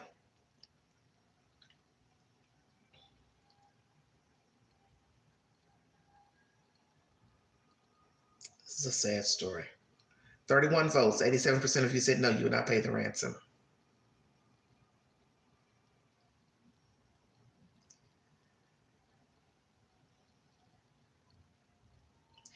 I asked you all, is one of her children involved in her disappearance? 38% yes, 14% no, 48% of you are not sure.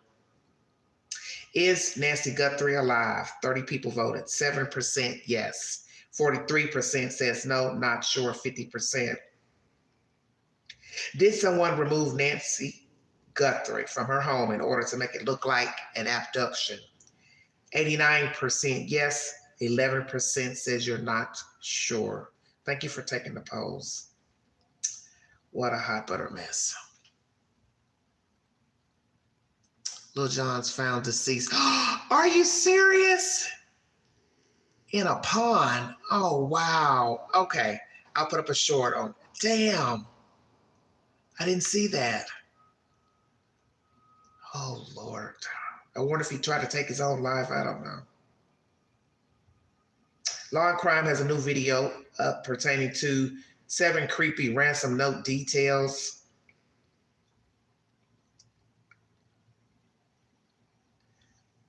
Here's something from Brian Enton. I don't know if this is the latest. Second note that has arrived related to Nancy Guthrie, and I'm being told it arrived at a local TV station here in Tucson. They are not releasing the contents of this new message regarding Nancy Guthrie, which is a good thing. I mean, it needs to go through the police. The sheriff's office is now confirming that this exists and that they are looking into it. And this is a big deal because we knew about the first notes that went out, the first ransom notes that went to TMZ and to the same local TV station in Tucson, and we didn't know. The FBI said there was no new communication. Well, now apparently it looks like there is new communication because there is a second note. Remember the first note, first deadline was yesterday at 5 p.m. Then there's another deadline for Monday, and so now we're going to have to see this new note says, and perhaps it will be some information that makes it totally credible and it will be worth paying the ransom for the Guthries. I don't know, but I'm sort of jumping the gun there because we don't know what's in the note, but we do know that there is now a second communication that has arrived. I'm in the car, by the way. It's like really hot out here. I'm right outside Nancy Guthrie's house. I'll keep you guys posted. Well, you go get you some water, Brian Enton.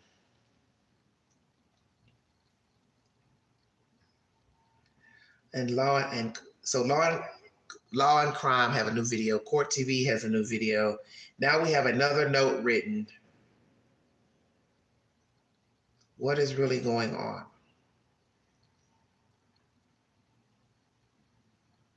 So I'm just checking everything. Let's see.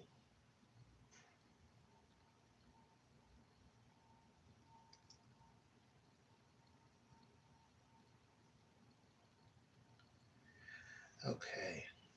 Let's see what they have to say. ABC 15, Arizona. Former FBI agent Brad Garrett, everyone probably knows of him. He talks to ABC a lot about true crime. FBI Special Agent Brad Garrett. Brad, thank you for giving us some more time on this. Obviously, we had hoped that the Nancy Guthrie case would come to a conclusion with a positive end. We're still in this investigation, the investigation ongoing. More details released, though, this week in the latest news conference from Thursday, and a lot of thoughts around the deadline for what was this original ransom note, and then we had this other ransom note that this individual appeared to be trying to take advantage of the situation, and that individual was arrested. Let's kind of walk through this from an investigative standpoint. Being a former special agent, how investigators are going through and navigating this right now. So let's reference these two ransom notes. One that's led to an arrest. I think in fairly short order, they figured or were able to prove that was bogus, arrested the person, as you mentioned. Right. Now, the other note that at least is still in play has to do with a deadline of yesterday, Thursday, and then a second deadline of sometime on Monday.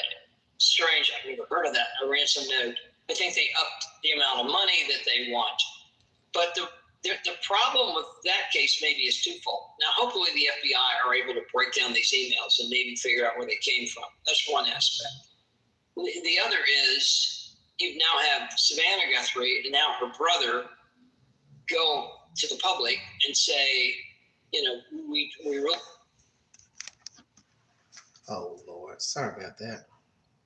Jumping off. I don't know why this update keeps... really need proof of life. We want to talk to you, but we need proof of life. And they've done that for a second time now as well. They've done it for a second time. It obviously didn't work the first time. My fear is it won't work the second time. All Right. well intended. I hope it does work.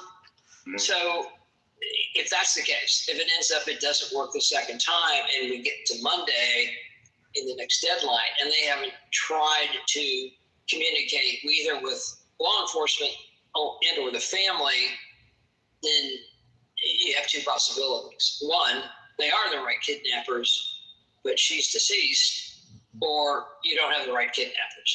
You've got scammers. Right. And so we'll see. Right, because ultimately it could turn out that this original ransom note that showed up could again just be somebody trying to take advantage of the situation and exploit, get money out of the family, and may not even be tied to her disappearance at all. It's very possible that this note, A, it could be valid, and B, it could not be valid at all, and it would fall into the scammer category. So, and I think that's where they're trying to quickly get to, maybe before Monday. When we talk about the technology aspect of what's available and what the FBI brings to the table, I know that there is a piece of equipment that is used in some of these scenarios when they can look at, like Nancy's phone was left behind. They can specifically go in and look at that phone. We don't realize it. We talk on our phones all the time. We use it for a million things, but the calibrations that are in these phones can tell you which direction the phone is pointing, if there's any movement at all on these phones, the elevation of that phone. There's so many things that the FBI can pull from a technology standpoint on those last few moments surrounding that phone, and even not only towers it was connecting to, but possibly phones that it in the general area of that phone as well. Can you talk about some of the technology that the FBI will be looking at more closely here?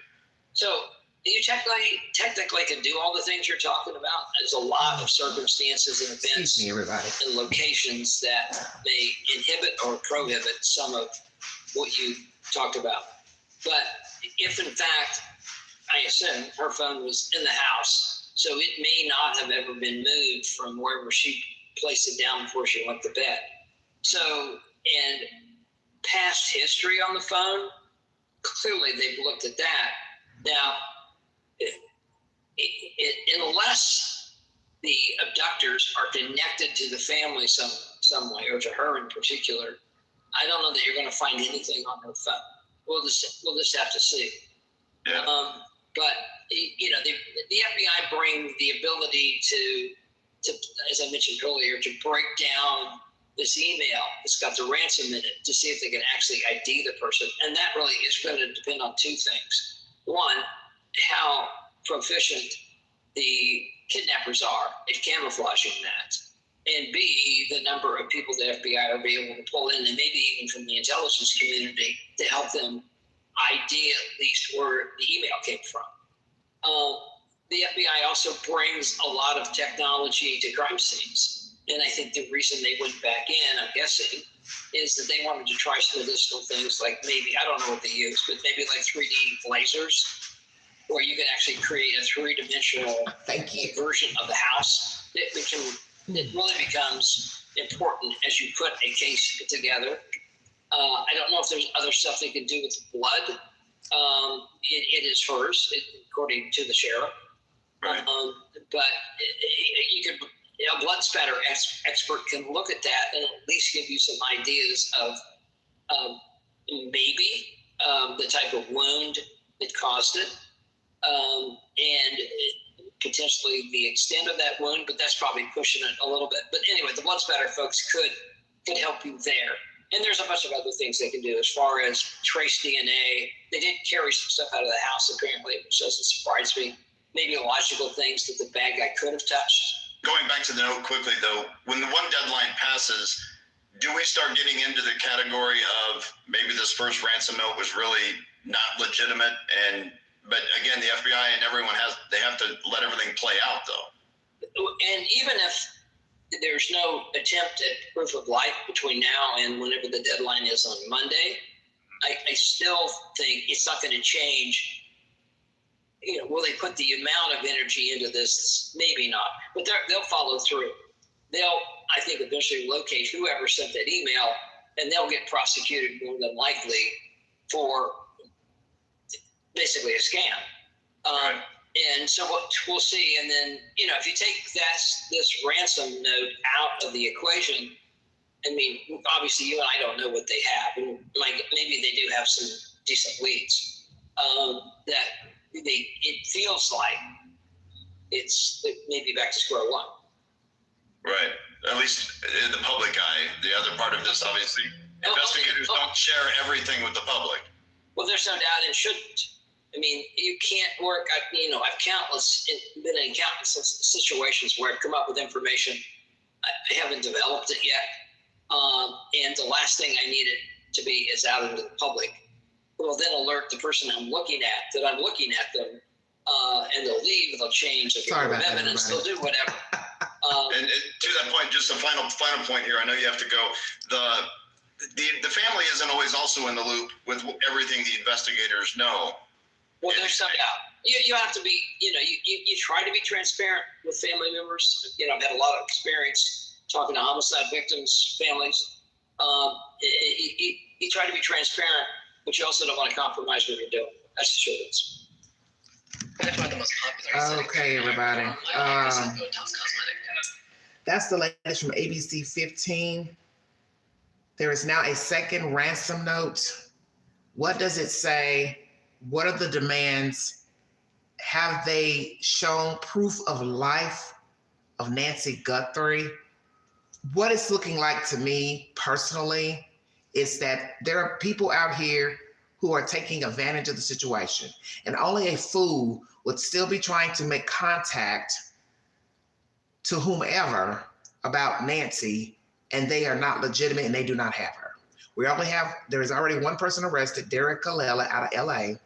And what's weird about this other entity who sent letters to TMZ and news stations, you didn't even want to talk to Savannah Guthrie directly, which I have a problem with.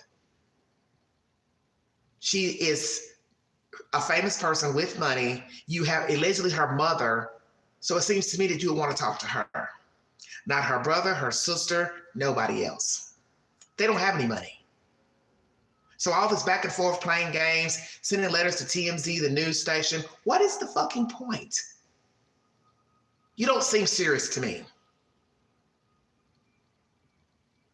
Changing the deadline, I'm done, this is what I want, I ain't talking about it no more, I ain't contacting nobody else, I ain't reaching nobody else. What can TMZ do for you? Nothing. What can the news station do? Nothing. Why are you reaching out to these people and you allegedly have this woman? Make it make sense. Because you don't have her. You're doing what that Derrick guy did. You're trying to milk the cow. You all have Googled this woman. You see what she's worth. You think she just has coins to just put into the universe because her mother is missing. And that's just low down and low rent. And whoever took her, you're low down. Because no matter what was going on in this family, with Nancy, Savannah, brother, sister, cousin, whatever, outsiders, you should have left that lady alone. Nothing she could have done or said was worth this. I mean, if you would, didn't know any better, you would think this woman has unalived babies and got them stuffed in a closet some damn where, and somebody decided to act revenge and go kidnap this old lady. What is it? There's some secret about this lady? She's done something terrible?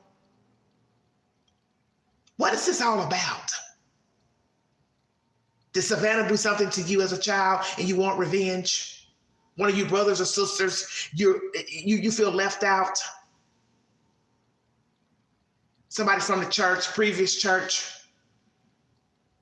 old friend, neighbor. What is this nonsense really about? As this one lady said, who's a former FBI agent, she said, I thought this was going to end today, and this was yesterday, when that guy got arrested out there in LA. She said, I thought it was going to end 5 o'clock. So we've had a press conference that was dilly-dallying around, not answering nothing. Random note that don't even address the real person with the money. Telling people, I ain't gonna talk to this one and that one. But now there's another ransom note. So who is the proprietor of this ransom note? This is bullshit.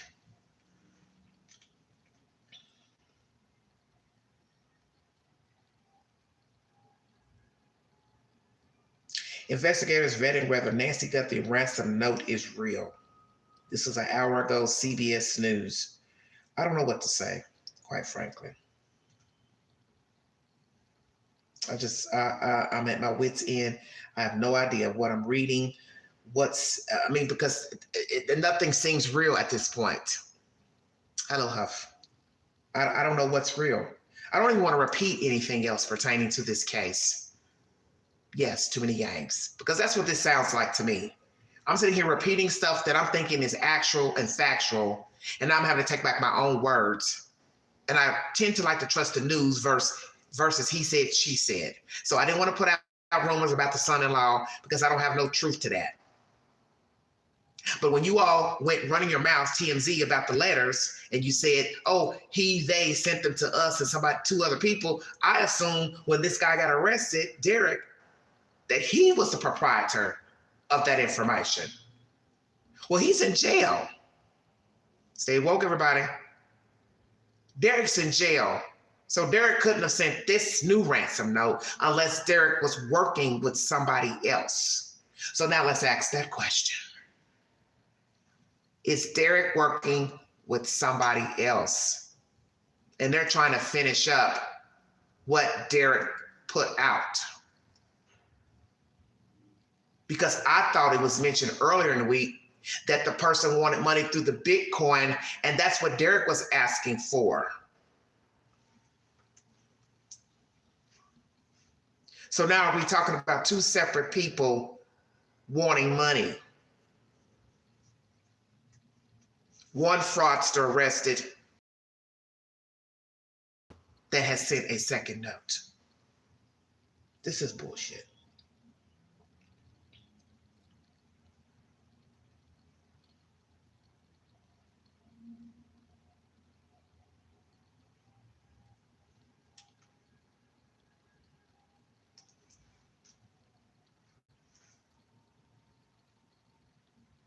On the ground. Can you tell us anything about this message? All we know at this point, Gillian, is the confirmation from the sheriff's office here, Pima County Sheriff's, which we're at right now, is that they are, quote, aware of this message and they are actively looking into it. They're trying to establish its authenticity. A lot of questions, obviously. One, and a very important question will be, is this message from the same person or persons as the previous messages, the 3 ransom notes that were sent to TMZ and 2 local TV stations? Is it from the same person? And they'll be able to look at the content of this message and look at things like the writing style, etc. See if there are similarities.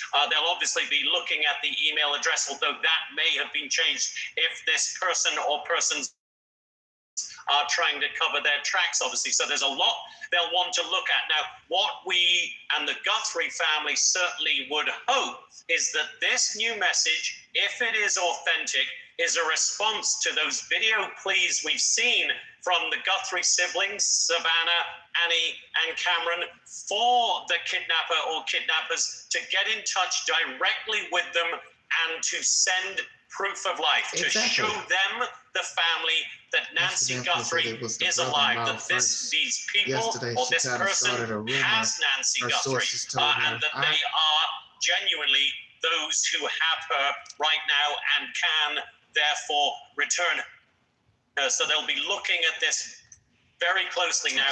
Given that the sheriff... I want to address 4943 in the chat. Over the years, we have seen this happen with true crime. We saw it with Idaho 4. We saw it with Celeste recently. It is up to you to decide what you believe is the truth. But these people do have sources that they talk to because they know people, because they're always talking to somebody on their show. And there's usually a detective, a sergeant, a former sergeant. And I know people talk. That's why we have that mess about Celeste Rivas and her body being frozen, not frozen. The ME's into it with the police department. They got their own BS going on. People, it's just a matter of proving what is truth or not.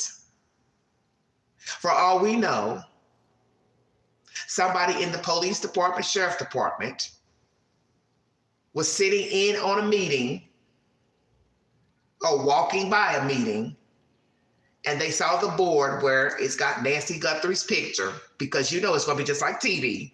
Nancy's picture's up here. All her children are up under little stick figures. The Uber driver, church, whoever, and they're trying to decide who looks like what and what's been gathered. And conversation may have been about Tommaso and what they gathered, but we don't know. And maybe somebody took that information out of the room and ran it over there to Ashley Banfield. But see, what Ashley has to think about, should I be telling people this without confirmation from the sheriff and FBI? Because that's going to cause a problem. And then they're going to be looking at ran and told Ashley Banfield. And let's be truthful. Telling Ashley Banfield anything, it's not worth you getting your ass fired over. It's too hard to try to find another damn job. But people overhear conversations all the time. Just like years ago, when these group of Black kids unalived this white couple here in Knoxville, right? The person who was my manager at the time. She's my manager now where I live. I remember she telling me years ago, I can't tell you how the kids were abducted. Is what she said now. And she's not even wasn't even the police. She was my rental manager. She said, I can't tell you what the cops told me, how they got them. This is what she said. I can't tell you how they kidnapped them, but all I can say to you, it's bad how they got them. And it's scary. So when the news finally broke, how the white couple got abducted, it was scary. They were abducted right outside their apartment. But she knew, my property manager knew, because the cops told her. Do you see where I'm going?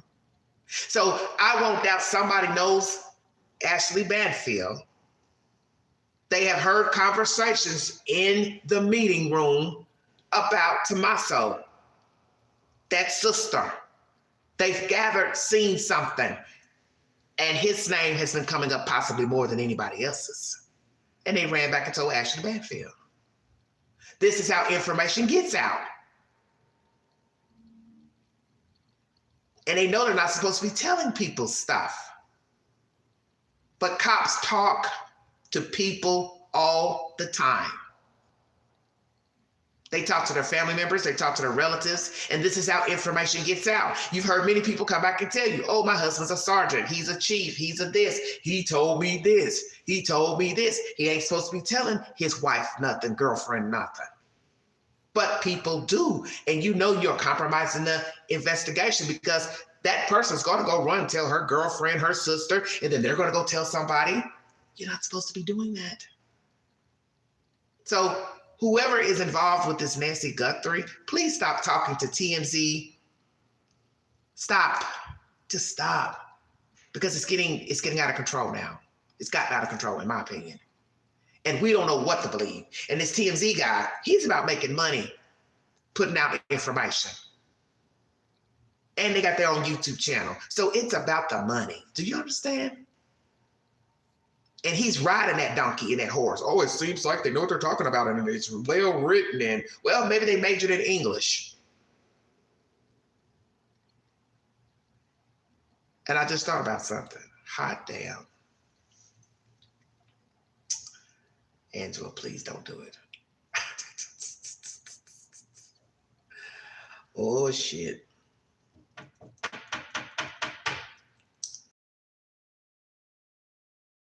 Yes, I do find it odd the way they looked. I want y'all to think about what Harvey said. I'll be damned. Oh my God. I wasn't expecting to do this on the live, Lord have mercy. Harvey said this was written eloquently as if it's for real. If you took it to an English teacher, that's what he said, remember? They would think this is real. Tommaso is a school teacher. Checkmate. I'm gonna let that sit right there.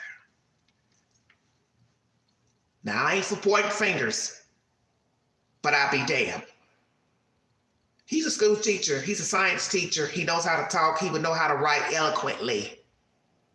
But that still don't mean he or they or them got Nancy Guthrie, because I don't think she's alive.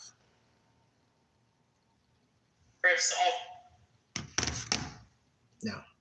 This has put out this announcement that they are aware of that's this right message. too. She's a writer, We exactly. would expect more detail from that them too. Thank soon, you. but, this is clearly potentially, and I have to emphasize potentially, Well said. a very significant development if it is a response to those pleas to show proof of life, Gillian.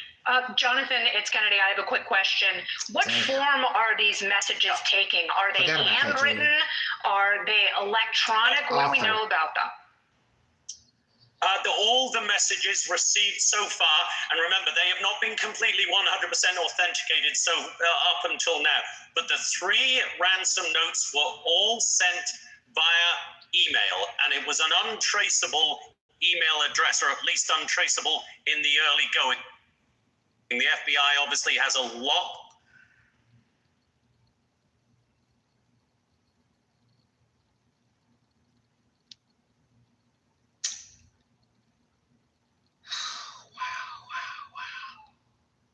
Damn, Julia. Girl, I got goosebumps right now.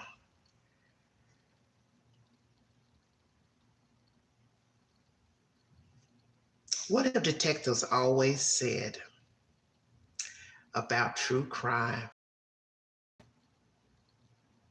There are no coincidences. Yeah, Julia, you need to go to sleep. I'm gonna go to sleep right behind you. Detectives have always said that every true crime drama I have ever watched, that has been said. There are no coincidences in true crime. And Julia just put the nail on the head. Tommaso is a school teacher and she is an author. An author needs to be able to know how to write, put things in the perfect sequence. Because I write out of sequence because I haven't been in school in a long time and haven't had to use anything I learned in school to put on print. You understand? So I write kind of like backwards, putting things in the wrong place. Adverbs, verbs. You see where I'm going? That it was Harvey's perception, because first thing I was thinking, Harvey don't know what the fuck he's talking about. He said it was written basically eloquently, the sequence. The person was detailed.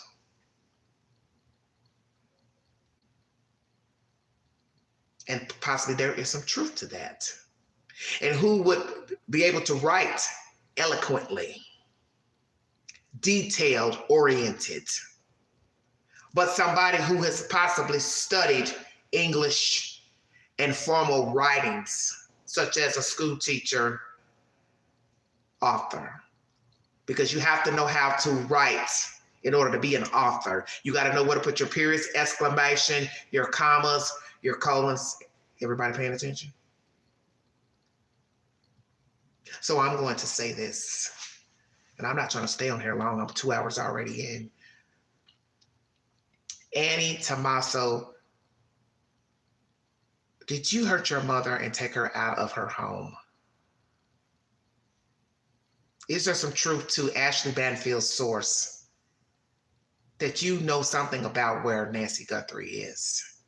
And I'm not here to point fingers at anybody in Tucson, family members, because I didn't want to point the fingers at anybody on an allegation and a he said and a she said. But this hit me like a ton of bricks, repeating what Harvey said. Because the first thing I said, I don't want to accuse Harvey of being a dodo bird, but I'm going to go out on a limb, him saying the way the letter was written. And we know that a dodo bird can't write eloquently. Now, can they? Is there something you'd like to say?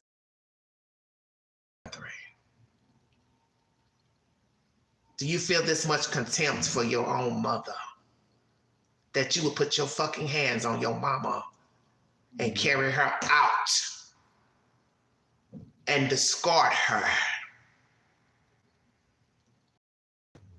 because you know you can't talk to Nancy? She'll recognize your voice. Isn't that right? That is the reason why you've been sending these stupid ass letters and not talking to your sister. Because you can't talk to your sister now, can you? Your voice. Is that where this is going? God, please tell me I am wrong. Because I never thought about you or your husband until until Ashley Banfield came out with the source. And I still didn't want to dwell on it because I'd rather have something concrete. But listening to Harvey go on and on about this damn letter, it just hit me all of a sudden while on this live. Wait a minute, Queen. Maybe you need to rethink what Harvey has been saying. And then it dawned on me once again that Tommaso is college educated. He is a school teacher. And then Julia comes back in with, oh, she's a writer. Exactly. Another thing that's always been said about true crime, and the truth is that it has been staring at you all along. You just weren't paying attention. The truth has been there in front of you the whole time. And I have also said on this network, the truth is at the beginning of the story.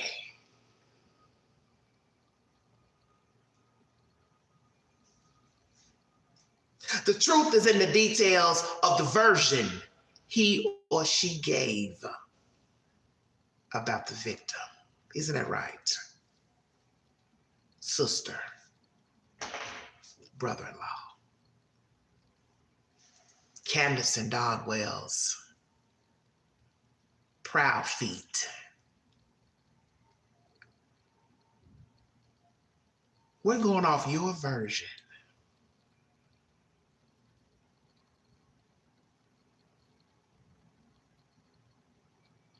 But something is off and it ain't right.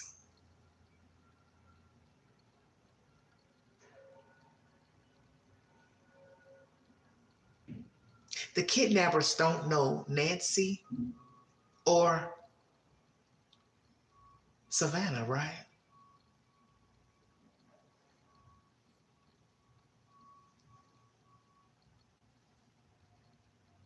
So what's wrong with calling Savannah directly? Hi, I have your mother. I want $1 million in Bitcoin or cash. I want it by such and such time, or I will unalive your mother. Then hang up the phone.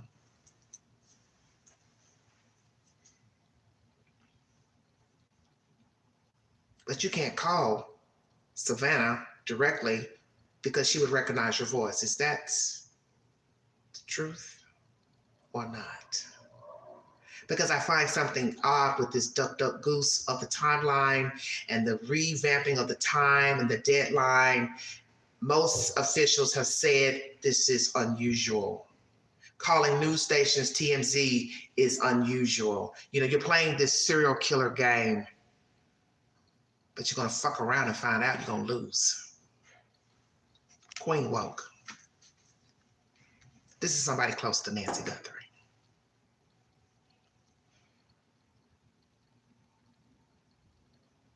They could bring to bear.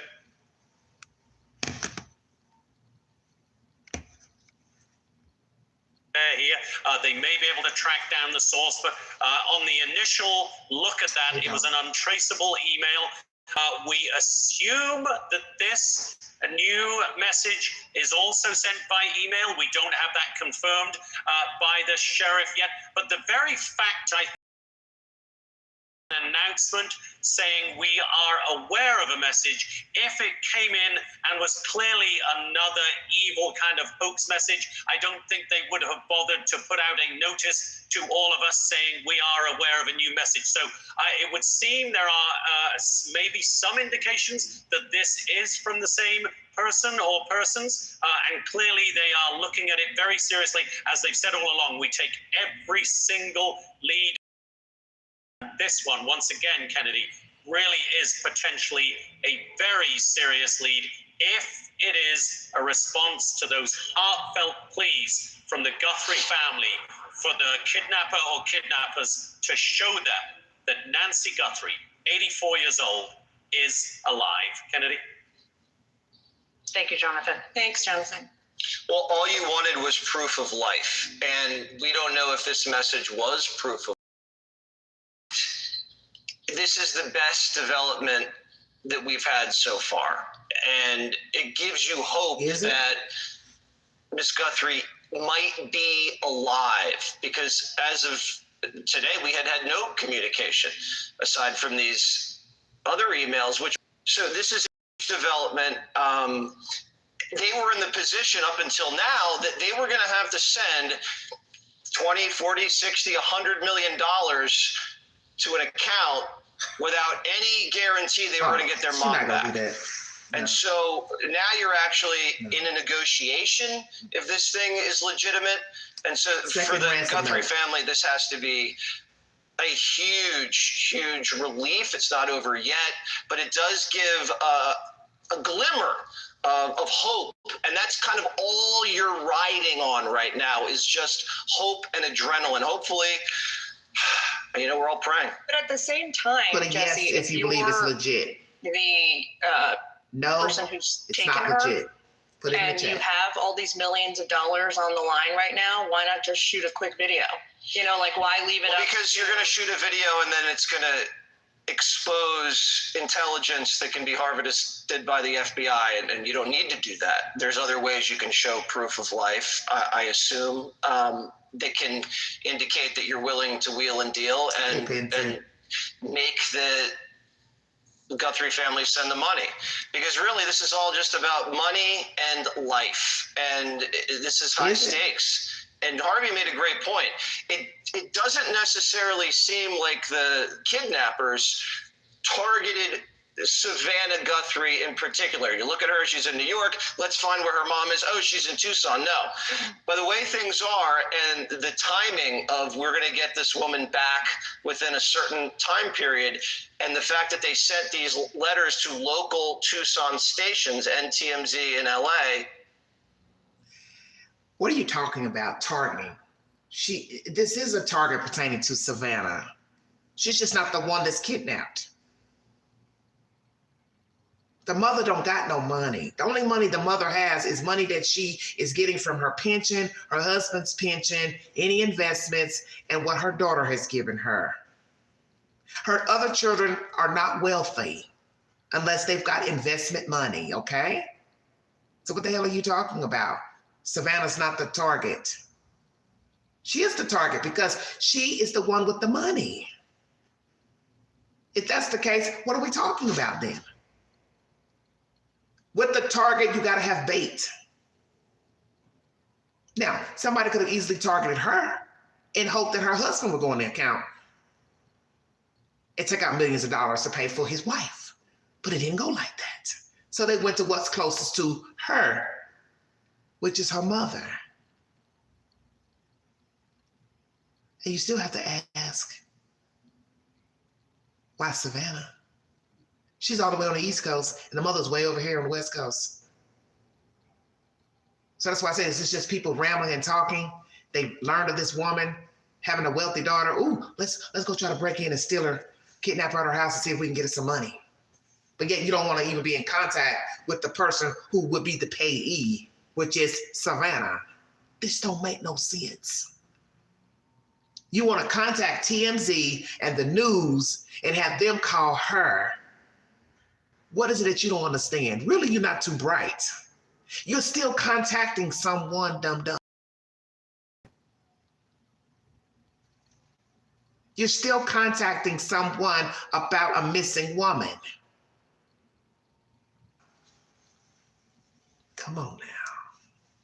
Do you have the woman or not? Do you have Nancy Guthrie or not? Stop playing these fucking games, okay? We're talking about a sick lady. And hopefully people who actually love her. Stop playing these games. You want the money, show proof of life. You tell them, I will sit her on the outskirts of Tucson. I will sit her on the inside of Tucson. I will sit her over here on the Highway 61 in Utah, wherever. Come get your mama. Because we know when you get the money, if this is real, you kill that lady. So all that stupid shit Harvey talking about driving 60 miles an hour or whatever, she probably ain't even alive anyway. Checkmate. Come on with it, Queen. Oh, whoa. That's why you've been playing these stupid ass games. You don't have Nancy Guthrie, or you are the one that took her out and you killed her, as somebody in the chat said day one. Stop dicking folks around. It's too risky to have her, first of all. Anybody listening? It was a risk going to get her out if you're the real person, number one. Number two, carrying her around, dumping her. Number three, extortion. because these will be the charges once your ass is caught. You ain't about to have that lady in your possession, just in case they on your trail. But I'd rather have her in my possession than catch a murder charge. Anybody hear me? Put in the chat that this second note is real or not. Yes, for real. No, it is fraudulent. Let's finish this nonsense so I can check out of here. Shows you that this might have a Tucson, Arizona kind of location. And so that's kind of where everything's focused on right now. And I don't know. I think the sheriff really needed this break. To that point, you got something right? Well, I think there's something obvious that no one mentions, is that it makes it really hard to pay a ransom when you make it that public. That's why I think this is a red herring. You know, it's like if I kidnap Jesse Waters, I'm not going to send a message to Fox. I'm going to send it to your parents. Thank and you. Go like, look, we're going to handle this. I wouldn't go. Exactly. I mean, why would you send it to TMZ? Why would you send it to if you really wanted the money? Exactly. There would have been a much easier way to do it than make it public. Exactly. The only reason why you make it public is because it's a distraction and it's a red herring. I did hear one analyst saying that they maybe, because of the way they sent those messages to other news outlets and entertainment outlets in the U.S., like maybe the kidnappers are foreigners who are not as familiar with They said the language within, and they could have used AI to write the notes. Right. Exactly. Very true. Very true. Harvey said this on Unity, that the language is impeccable, and he said it's layered, and which makes you think that there is a logical progression within the note itself, and also it's not short. Real quick, Jonathan Hunt, I understand, is getting some more information about who is receiving this latest message that the family is hoping will be. Exactly. Who's got the latest note? Yeah, Jillian, one of the local TV stations here has confirmed that they were one of this new message, CBS 13 News KOLD. Now, interestingly, they were one of the stations locally that received those original ransom notes now, and they appear to have got this follow-up note. And to Greg's point about why would you send these to TV stations? Why would you send it to TMZ? It could be something as simple as these people or this person does not have Savannah Guthrie's email address. I mean, she's a celebrity figure. She might be very careful about who can contact her. So it might be something as simple as that. Bullshit. So you want to get a They contacted her sister. You send it to two of the local The other guy, stations. he found her sister. And to Bullshit. a network that is seen nationally like TMZ. That might explain it. There's a million other theories out there as to why that might have been done. But the bottom line is that the Guthrie family obviously saw and heard those emails. They read them. The FBI has said they are taking them seriously, those original ransom notes. And now we wait to get more detail on what this second message may be. And again, the first task for the FBI is to try to check its authenticity, the first task for the FBI and the Sheriff's Department. And to see if they genuinely believe that this follow-up message is from the same people that sent those original ransom notes. If it is, perhaps there is a sliver of hope that we can all cling to tonight, that they are responding to the pleas for proof of life. Perhaps they are. And this is a huge perhaps, obviously, but looking for a silver lining in this awful, awful week for the Guthrie family. Perhaps this is this new message offering proof of life. We can't jump to any conclusions about its authenticity, about where it came from, about who may have Nancy Guthrie, where Nancy Guthrie and her kidnapper or kidnapper a significant step forward. And just going back to what you guys were also talking about, Harvey's interesting comment about the radius here. Remember, that radius, as he put it, is tens of millions of square miles. It doesn't narrow it down much, guys. Jonathan, so just to crystallize this for viewers, there were 3 stations that received this ransom note. You had KGUN, KOLD, you had TMZ.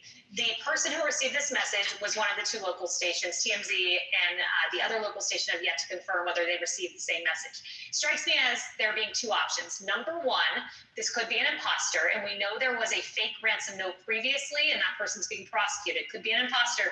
But number 2, this could be the proof of life that the family has sought, and proof of life can come in the form of a video, a word that the family had together, a detail that is privately known, not publicly known. And finally, I would just say, they said the floodlight was part of the way that they authenticated the first ransom note. Still unclear if it's an actual ransom, but the floodlight was on the outside of the house. We have a picture of it. So this could be a private detail that maybe only the family would know. All conjecture at this point. Yeah, I just want to correct one thing you said. The floodlight, when you said the floodlight was how they authenticated the original note. They have not. Thank you, Savage. Thank you, I appreciate that. Thank you. No, they have not 100% authenticated at all. They are still looking into. I don't know what to think. I pray it's not her family. That would be just heartless. It's a heartless act anyway, but it's her children. Follow-up note is a hopeful sign that perhaps they are about to get proof of life. If all of this is real, there is still a chance people hope so. But we hope it's real. We hope it's proof of life. All right, Jonathan, we're going to leave it there for now. Thank you for jumping in with us. We will continue to monitor the. Hey, Sean Hannity here. Hey, click here to subscribe. So everybody weigh in. Real ransom note or not?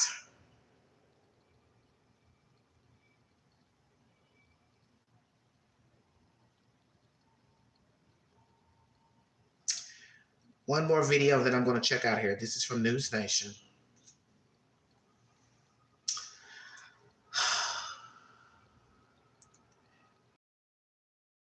That knew her, okay? Pony says, this is a crazy ongoing story. Yeah, it's getting out of control now. And that's why I understand why law enforcement isn't talking about it or displaying it to everyone. I know they were able to send it to some of the media. Some of the media was able to see it. They're not saying though. It's understandable.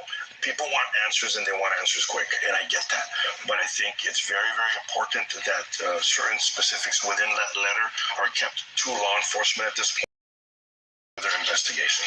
This letter should still be taken seriously? Absolutely. Why? Because of what I've seen. Obviously, there's a deadline, but there's other things that are there that further raise your suspicions. Like there's 2 what? deadlines on that letter. Okay? And I think that's why it's very important that they continue the search. The portions of the letter that you did see. Because it's just very straightforward. They were able to describe some things within the house that, unless they were there, I don't believe that it wouldn't have been legit. But again, it's so vague, right? So that they have to make sure that they turn every single rock and make sure everything's done right. I'm very confident now, that you have the FBI here. They're the experts. They've done this before. They're going to have unlimited resources. We heard President Trump say that. So I think that's very, very important. This is a very remote area. People need to understand that.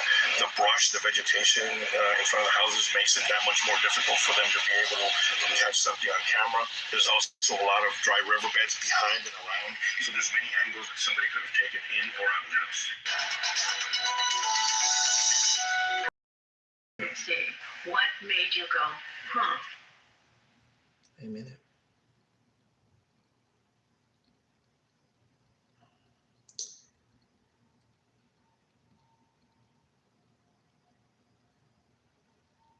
I didn't lost it. This is really aggravating me. I'm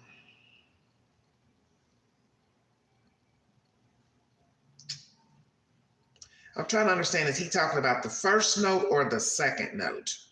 That's where I'm confused.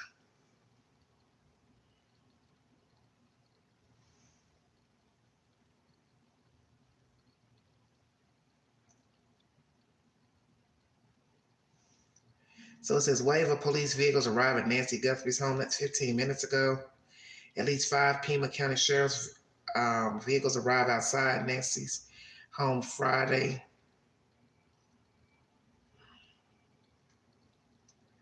I'm trying to find the one I was just playing.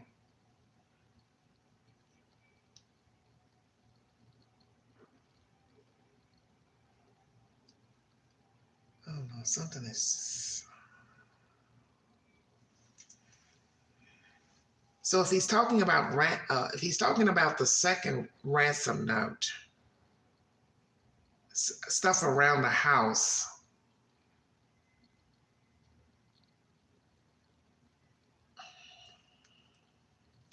What if it's somebody that knows her?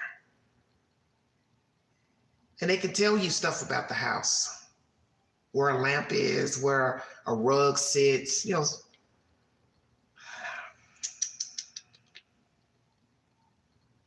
And I don't know. Once again, everybody, $50,000 reward from FBI. I don't know. I'm getting a little aggravated here. I don't know what the hell that guy's talking about.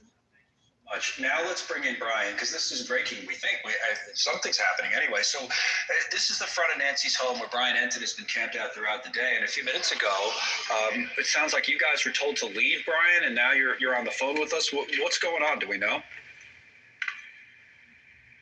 Yeah, there's been a lot of activity here, Connell, within the last 15 minutes or so. I'm going to step out of the way and show you. They've made all the media leave. They've shut down the entire road about 2 blocks in front of Nancy Guthrie's house, and I just saw basically a cavalry of FBI vehicles arriving.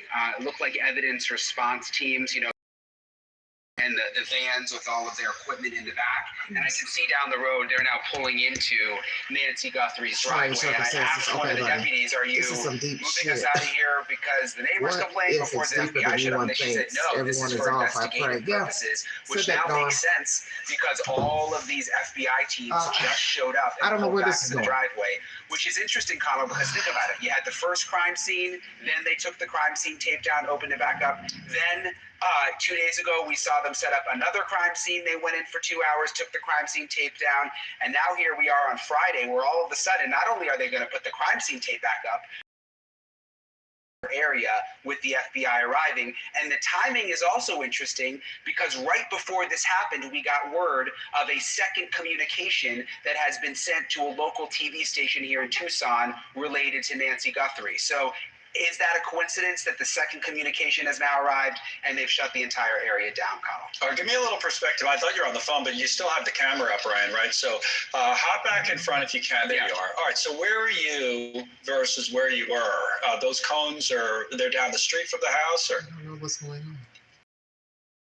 These cones are down the street from the house, and Mo will zoom into where we were standing. Mo's going to zoom into where our last live shot was, right in front of the house. Okay. So the house is right around. You can't see it from here because of all the brush, but the house is right around the corner. And so everybody's been set up all along that block because that's where the house is. Okay. This just crossed my mind. Second ransom note has come in. They're not telling us what's in the note.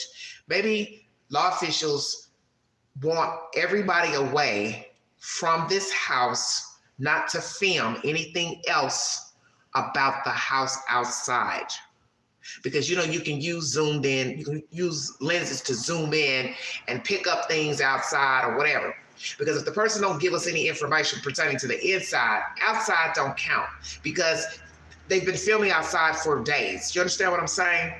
They've been filming outside. You can use Google to Google an address and it can show stuff on the outside of a house. It needs to be something pertaining to this woman and inside that house.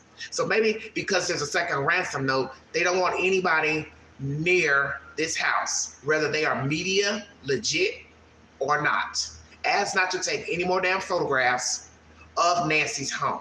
That's the only thing I can gather from that. We don't want nobody else coming over here taking any more photographs.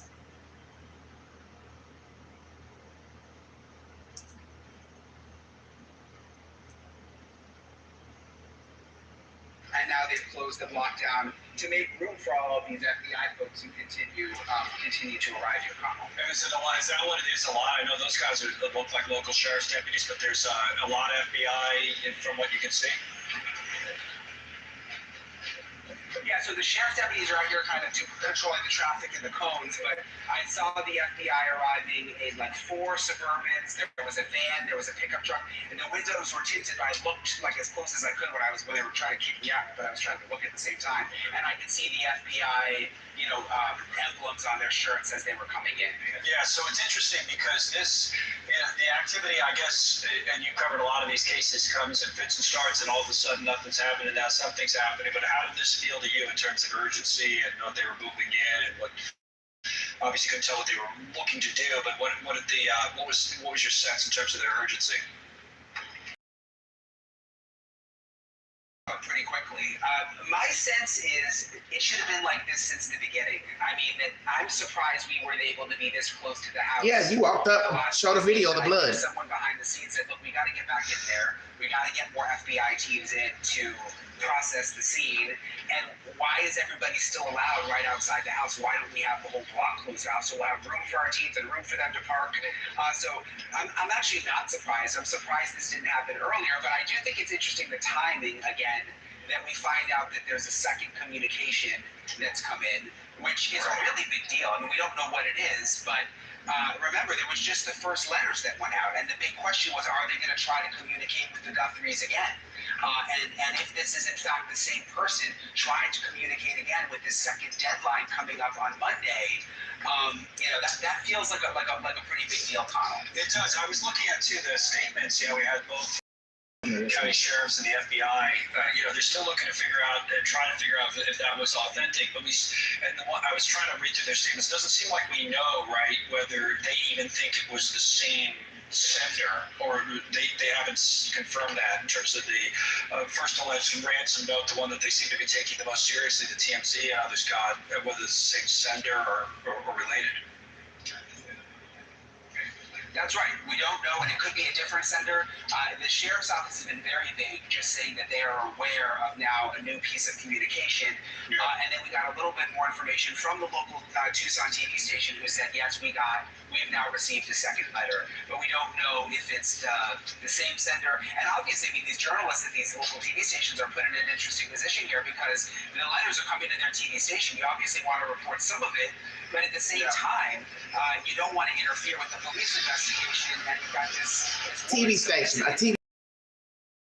Yeah, they have been. Some of them, and Harvey Levinson at TMZ gave us hints that there's more in it, or even Artel Cueto, Border Patrol, that there's made more in it than. More in it than what? Then why don't he tell that? Sorry about that. I cut that. I'm just trying to make sure I'm keeping up with everything.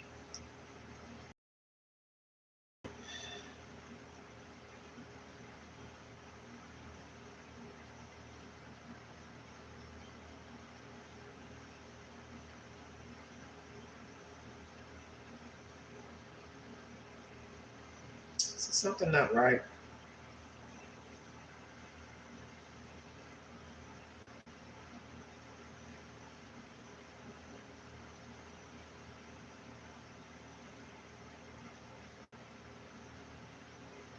I'm just going through the list of videos, everybody. Just make sure I'm playing everything, the latest information.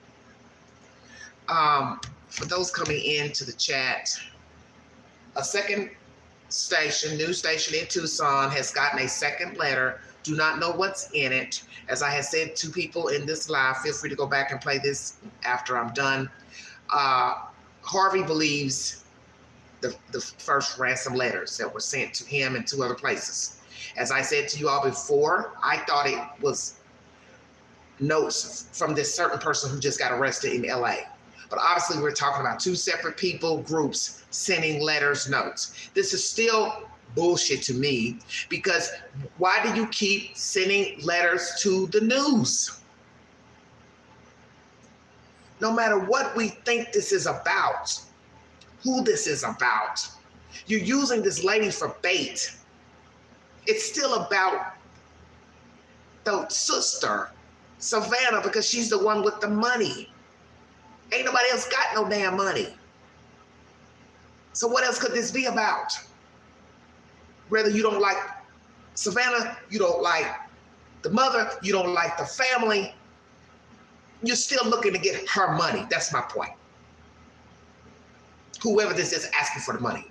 And whoever's asking for the money, we don't have proof they have her. So maybe this second communication is going to show something pertaining to this woman.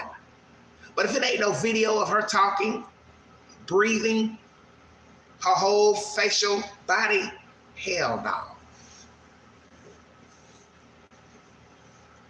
Hell no. Ransom notes will continue to come in. Just stop reporting on them and send them to the police. It's out of control. A woman is missing. Yes, this seems like a dirty game. And I don't really know what is going on. I can assume all day, be wrong. I'm just going to say something is off with this whole story of Nancy Guthrie missing. I don't know who's involved. I don't know the motive, but I know it's about this woman's money. That's obvious. Because Nancy don't have no money. Anybody can use deduction. The daughter is the object of this nonsense. And Nancy is the bait. They got rid of the mother for whatever reason. But then the flip side could be something went down in the house with Nancy, but it don't got nothing to do with these ransom notes. Which is it? Fraudster arrested. So we might find out this is another fraudster. They do not have Nancy. And then that's going to leave who got rid of Nancy and why. And that's what's really going to be appalling.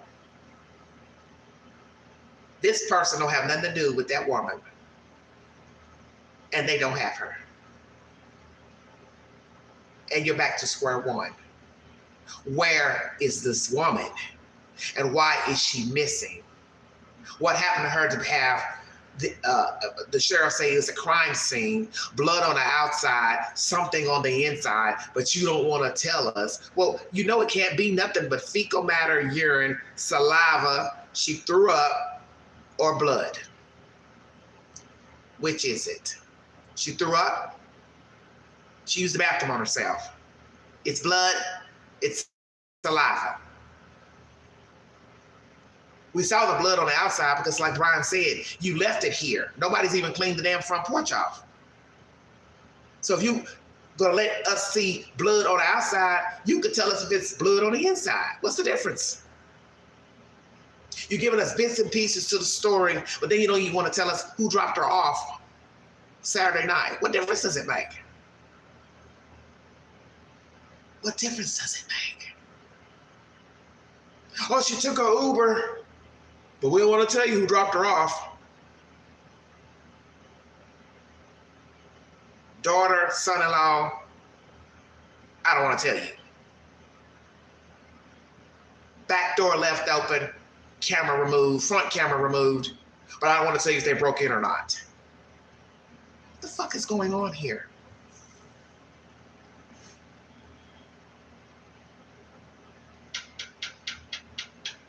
This is so upsetting to me. This is upsetting me and giving me high stress. And it is really affecting me. And I am 2 minutes from stop talking about it because I'm starting to feel like I did with Celeste Rivas.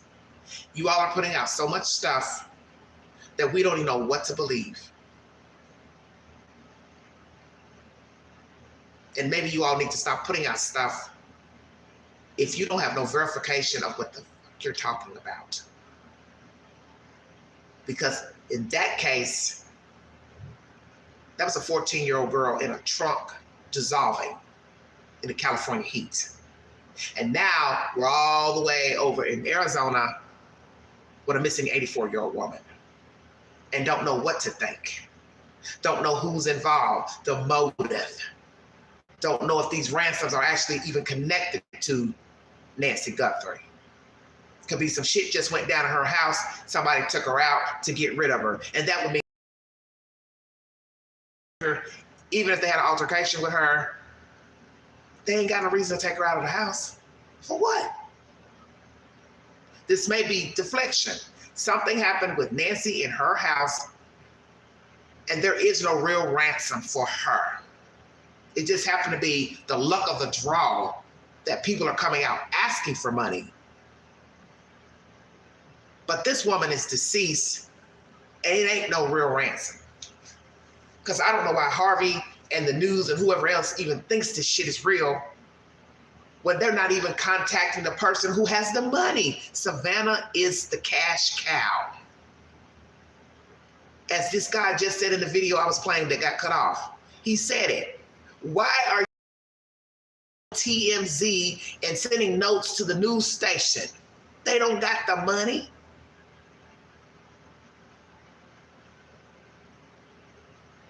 He contacted them directly. You don't find it strange this person allegedly can't pick up the phone and call Savannah Guthrie? Why not? You want her money. You have her mother. But you're playing duck, duck, goose with TMZ and the news stations. Pass the potato. Mama says, I don't like this at all. Why would TMZ run with it knowing how important accurate info is at this time? Just think that was really awful. Savage says, I think she's dead and ransom notes are BS. Okay, agreed. Give them peace. Yeah, that's what it sounds like to me. It's all the devil's work. What I've learned about the devil's work is that the devil uses other people to come in and infiltrate to make matters worse. And I think that's what's going on here. There was an altercation or some type of nasty business with this woman in her house, and these other people played off the information. Once it hit the airwave, dirty birds came flying out of the trees and said, hey, here's an opportunity for me to get some money. But it has nothing to do with Nancy. And I think most of us already know this is all bullshit and fluff. This lady is dead. She was dead when she got out of there bleeding. She was either killed or died. That was the purpose of why she was bleeding in the first place in the house. Somebody hit her. They shot her, cut her, or hit her. Or she coughed up blood. Take your pick. But I doubt that she's breathing. I doubt that anybody's holding her for a ransom. Because if you got one cutthroat lying about a ransom, who's to say this one is, once again, the universe, a demon in the universe, trying to get money. You're right, I forgot they do have sources, so it's not completely Hollywoodish, possibly. I am behind on the stream, I'll refresh. Oh, that's okay. I'm almost 3 hours into this live. I cannot believe I've been on this live, and I thank you all for the thumbs up, 45 thumbs up, thank you. I know there are a lot of networks covering this new information. I'm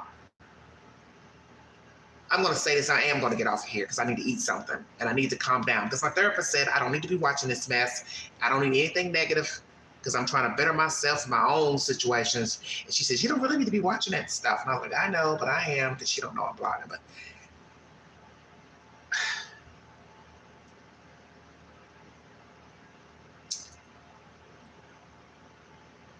people are evil. People are flawed. People make mistakes. But this just may be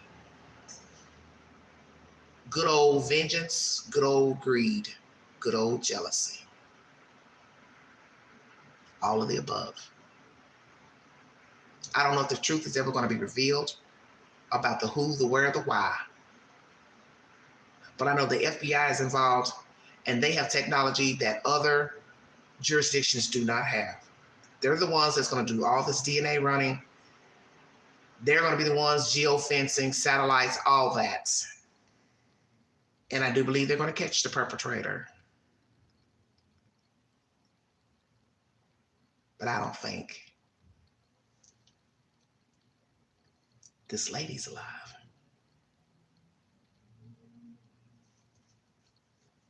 I think what happened last week, Sunday, was deliberate to hurt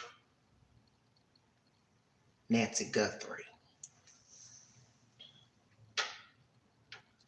And these other people making it appear they have her, but they don't. And perhaps the culprits are happy that people are asking for ransom to make it look like they have her, but they don't.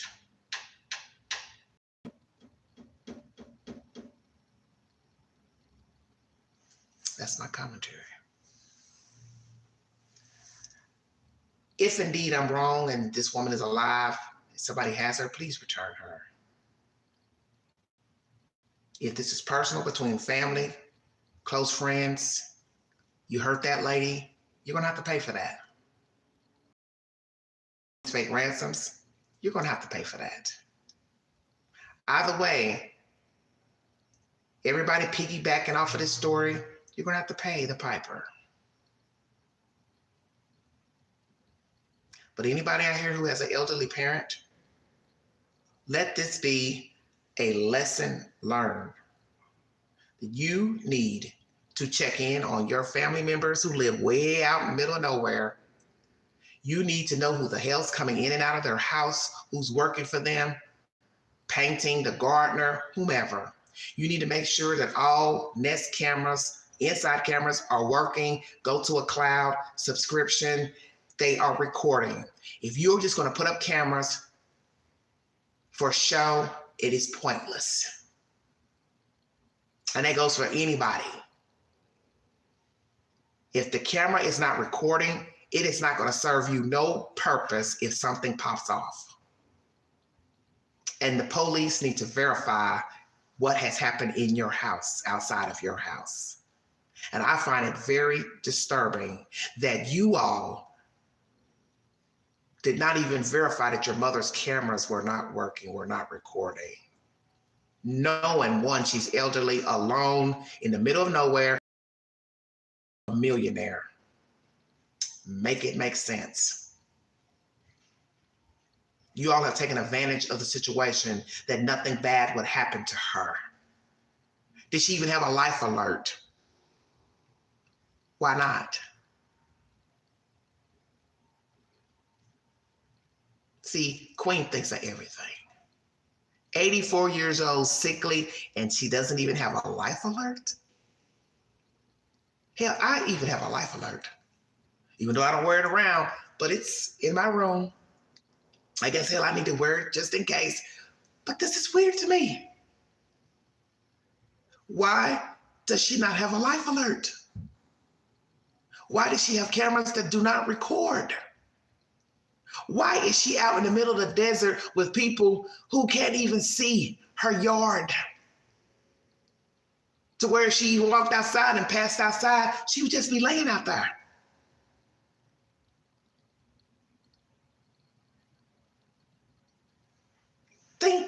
Think.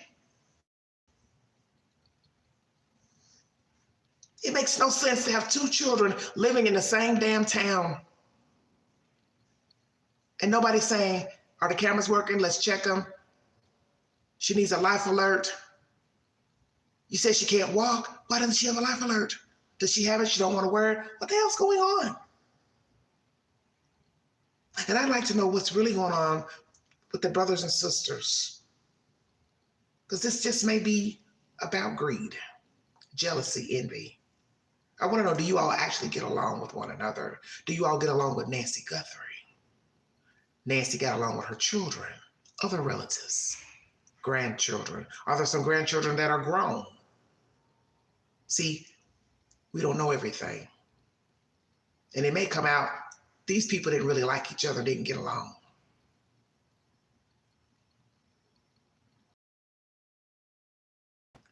What it is, I don't know, but it's something. She was used as bait, perhaps, to get to this woman's money if these ransoms are real, or something happened in that house to Nancy directly, and other people are playing off the of Nancy missing. Like, share, subscribe, drop your comments below this video. Follow me on the News Breakout. If you'd like to donate to this great network, $ Big Angie 129 Cash App. Stickers and chats are always welcome during the live stream. Thank you for your time. God bless you. Thank you for the Cash Apps, the donations, super stickers. Hit that like button. When I get another update, I will. Once again, Timothy Busfield has been indicted by New Mexico. A grand jury says he's guilty of Lil Jon's son, somebody says, has been found deceased in a pond. I'll bring you an update on that. He went missing Tuesday. Prayers to R. Kelly's has a victim from years ago that was in a sex video he made with the 14-year-old. She's written a book. She's come out to speak about her abuse by R. Kelly. And Neil Langston, David's so-called buddy, has testified before the grand jury. Don't know if he invoked his Fifth Amendment right, but they said the testimony went on for about 30 or 40 minutes. He probably didn't say nothing but, I plead the fifth. I plead the fifth. All I can say is, I don't doubt that he's probably the one that moved that Tesla with that dead girl inside. And he knew there was a dead girl in there. And he can keep pretending that he's loyal, but he gonna go down in flames too. And if they get information that he's involved, do not give him a pass. Hold on a minute, I got a notification. Wait 1 second. Wait, everybody, come on down now. My screen's acting up. I can't keep. Her wanting, Savannah wanting proof of life for her mother. Then they released the scene and then went back and wrote it back off again. Yeah. She wants proof of life.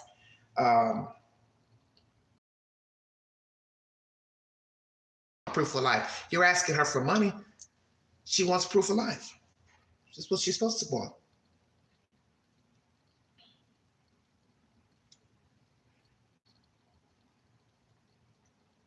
That's the latest development. New note sent to a news station, but they're not telling us what's in the note.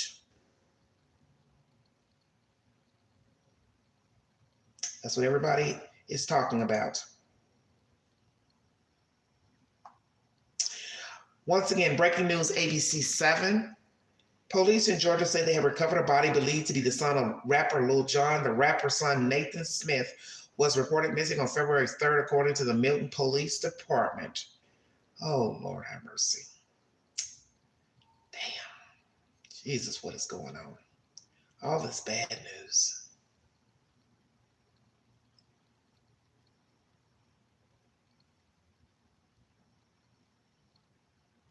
And now Megyn Kelly has uploaded content, mixed messaging, a ransom note.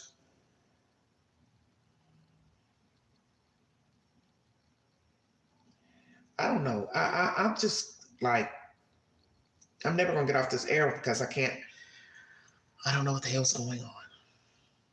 Because now they only want to tell us what they sent, and I don't know why they keep sending notes to the news when you should be contacting Savannah Guthrie. She's the one with the money.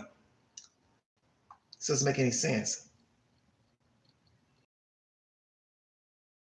Authorities confirmed yesterday that it was the same note sent to all three media outlets, TMZ and two Tucson local television stations. That was a question Jim had been asking from the beginning.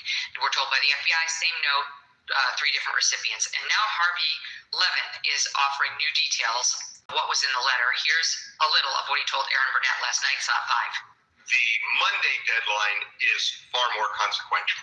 I will say this, that they do mention an Apple Watch, as the FBI said, and they do mention the floodlight, the damaged floodlight. There is something else, and it is the placement of the Apple Watch, which has not come out. And if that placement is accurate, I'm sure that is something that puts this letter on the FBI's radar. They went to great lengths in sending this email to us in making sure that it stays anonymous. I don't know that the FBI is at all close to figuring out where it came from. They began the letter. I'm 2 minutes from blowing my fucking lid. Why are you sending it to TMZ to remain anonymous? Well, if you want it anonymous, how are the Guthries supposed to get the message to pay you? This don't make no sense. Hey, ring, ring, ring, ring, ring. Hello? Yes, is this TMZ? Mm-hmm. Hey, I've got Nancy Guthrie. I've got information about her, a floodlight in her watch. I know where she put her watch, but don't tell nobody I called.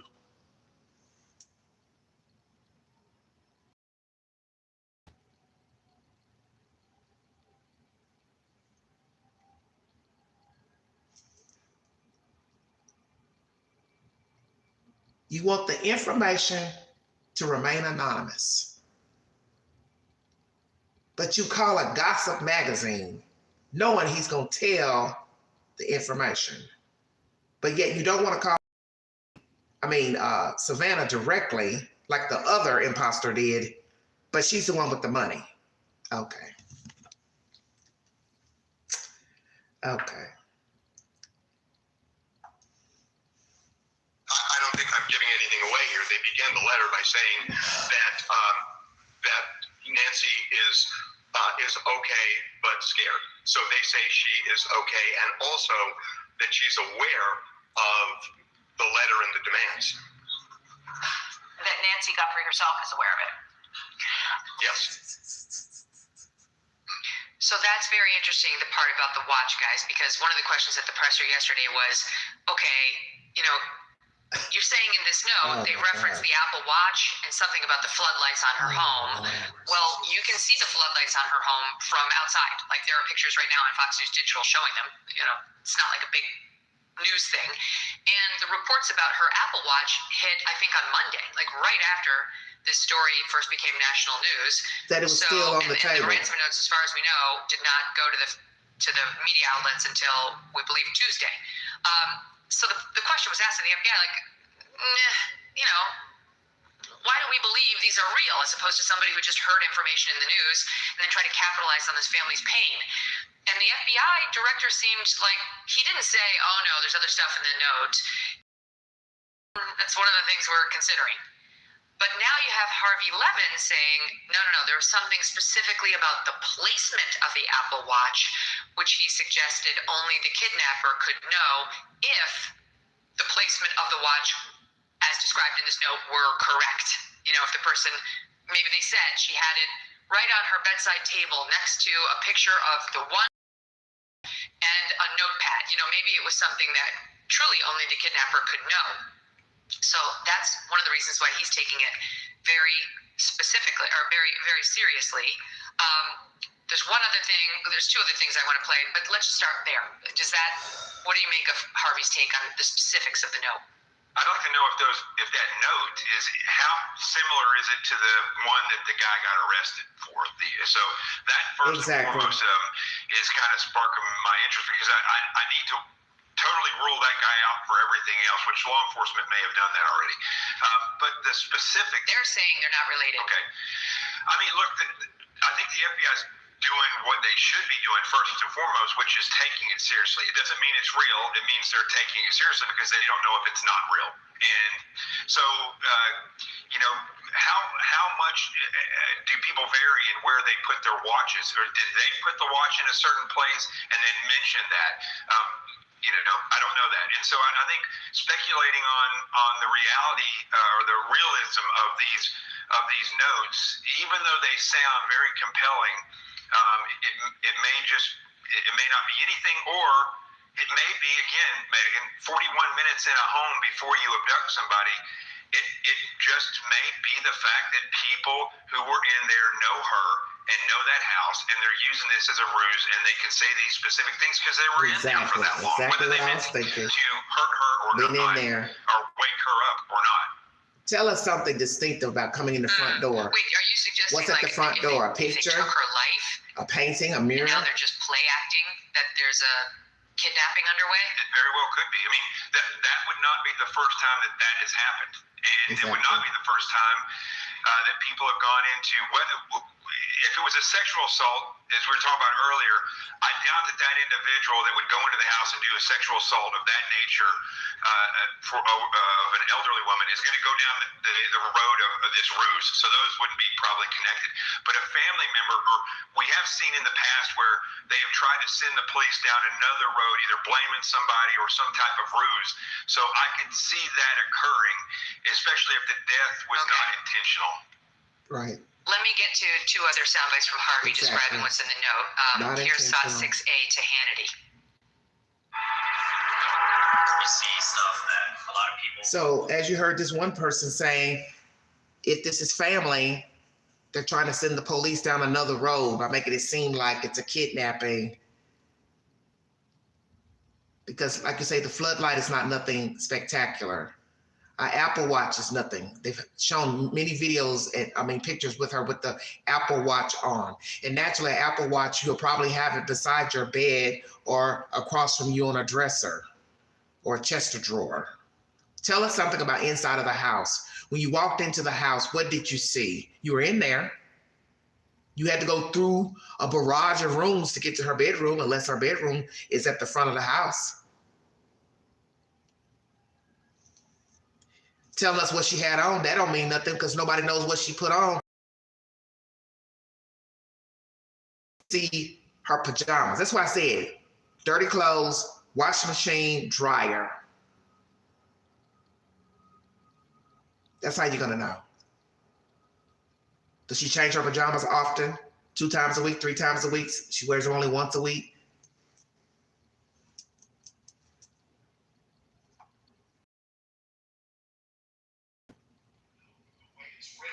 They say this is it, it's the only communication, and the police aren't going to be able to help you. They're that bold saying that. There is a phrase in this.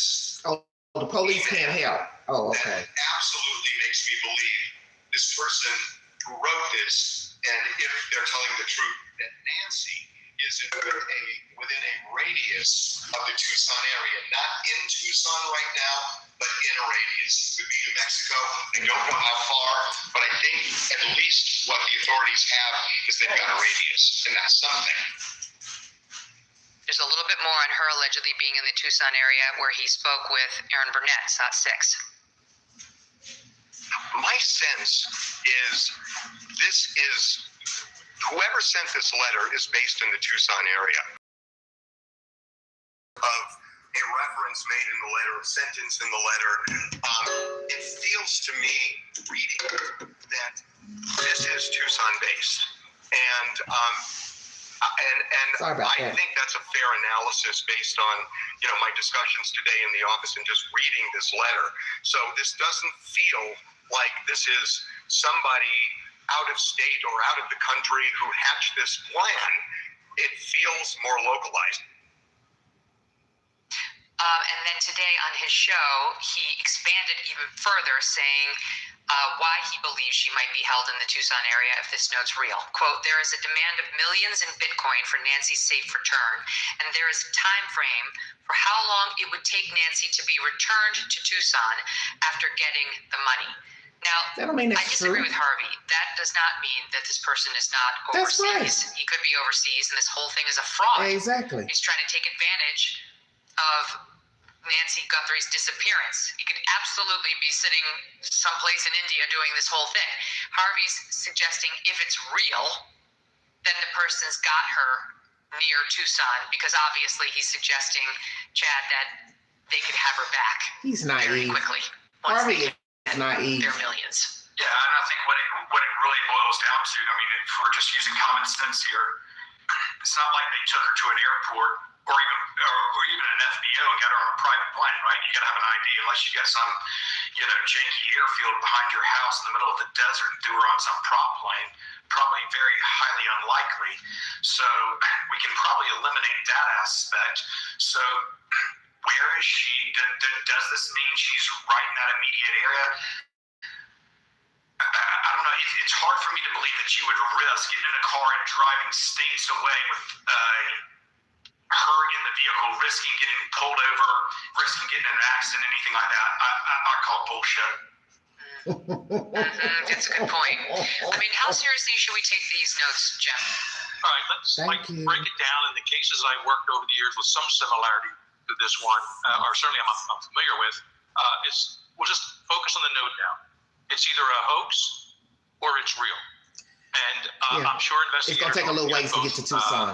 Possibilities there.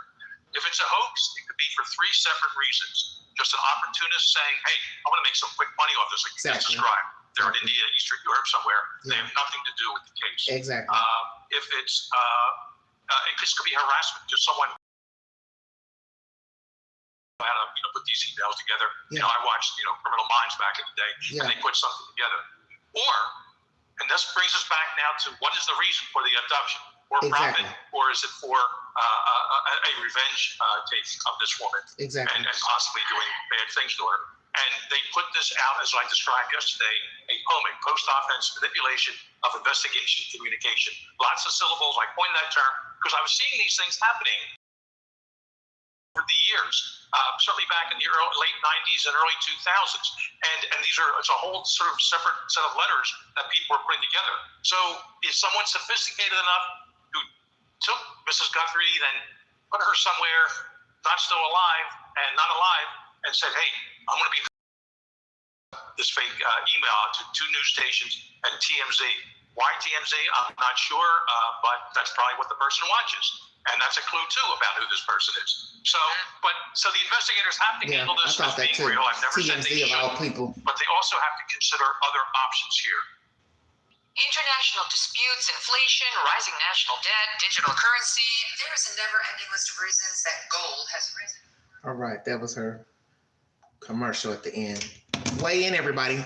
3 hours and 14 minutes. I got to get off of here.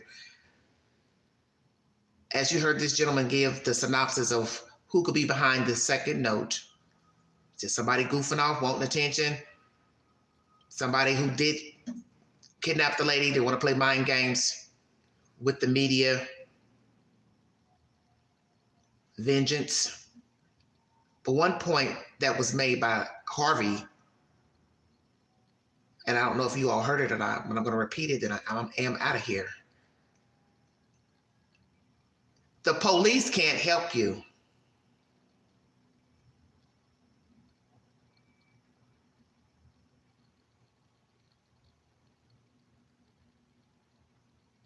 That's what was said in one of the notes. The police can't help you. So see, that's a mind game right there. If indeed this is true.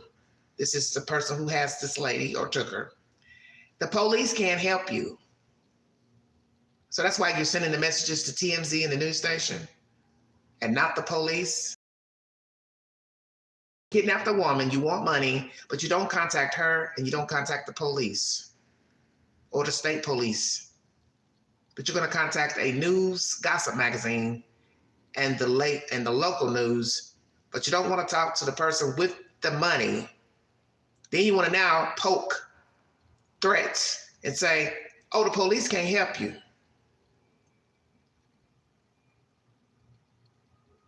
Do you have information about this woman or not?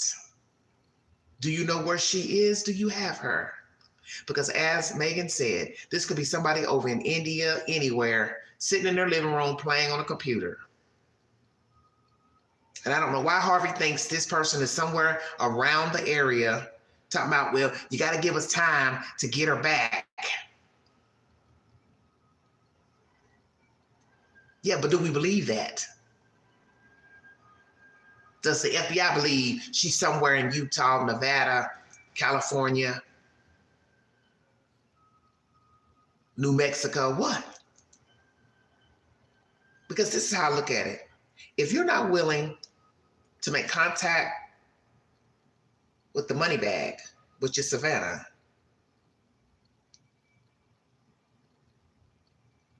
you don't have her. Or if you did have her, you had no intention of giving her up. Take your pick. I say BS. I don't think this person has her, never had her. I don't think they kidnapped her. And if they did, they don't have her. because it's too easy to just get the money and run.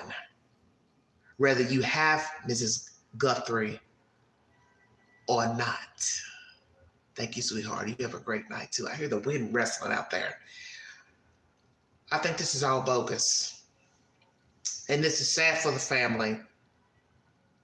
Sad for Savannah. I feel sorry for her. I feel very sorry for her. And if indeed no one in her family is involved, I feel sorry for them as well, because this is a burden to carry around, not knowing where your mother is, somebody trying to extort money. Also has children herself, a marriage. This is going to take a serious toll on her as far as her personal life, with her family, her job. She will never be the same going back to the news or navigating as a human. This is serious business. This is her mother. And I don't care that this lady was almost 100 years old, that's still her mother. And how can you be the same after this? I said, what if she went back to work? People look at her like she's crazy. Oh my God, you're back at work and your mom's still missing? And even Vinnie Politan said, she'll probably be. But you're just proving it's allegedly two people and the ransom notes aren't connected. So what would she look like paying this person over here, don't get her mother back, and then here comes these new notes. She's supposed to pay them too? Come on, get serious. Savage says, I think she is dead because she has a very bad heart, no medication, and extreme stress. Yeah. She probably had an episode when the people went in her room and woke her up. Let's say she was asleep, and you're startled out of your sleep with a stranger standing over you, or God forbid, somebody you know. That's enough to have that ticker thing running, tick, tick, tick, tick, tick. They may have hit her, bludgeoned her in the head, neck, I don't know, bleeding coming out.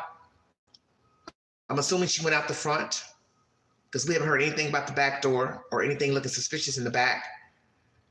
And they didn't go around the back to say, here, we found blood around the back. And I don't think there's any way to drive a car around the back. So your front is probably your only option besides the garage. And I don't think she's alive, because it is now Friday night. And we haven't heard anything productive pertaining to proof of life pertaining to Nancy Guthrie. And as someone said in the chat, how terrible this is to get to 84 to get snuffed out for whatever reason. Because it's not your job to decide who gets to live and who doesn't. And some of you may think I'm pushing the cart before the horse, but I think most of us know this is not ending well. It's not going to have a good ending, because we already see somebody's been arrested for playing games. And there's no proof that this other person has Nancy Guthrie. This is bad, in the worst way bad. And these people are going to be affected, especially if we don't get a trace on this person sending these stupid notes to TMZ, and this lady don't never surface up. And I wouldn't send any money.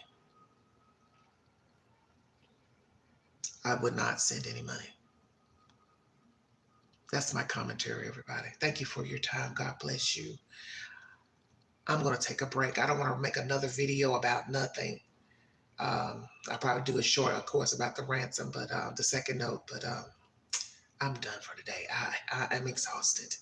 And I feel really bad for these people. I feel bad for the sheriff. I feel bad for the police. I feel bad for the community. I feel bad for all these people walking around who love looking up at the sky and stargazing and don't like street lights on their street. Have a home in the dark. You might want to rethink that and ask your city government to put street lamps on your damn street.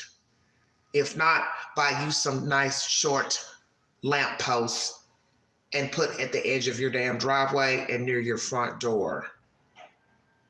Because this should give anyone pause anywhere in America that you need to be able to see where the hell you're going.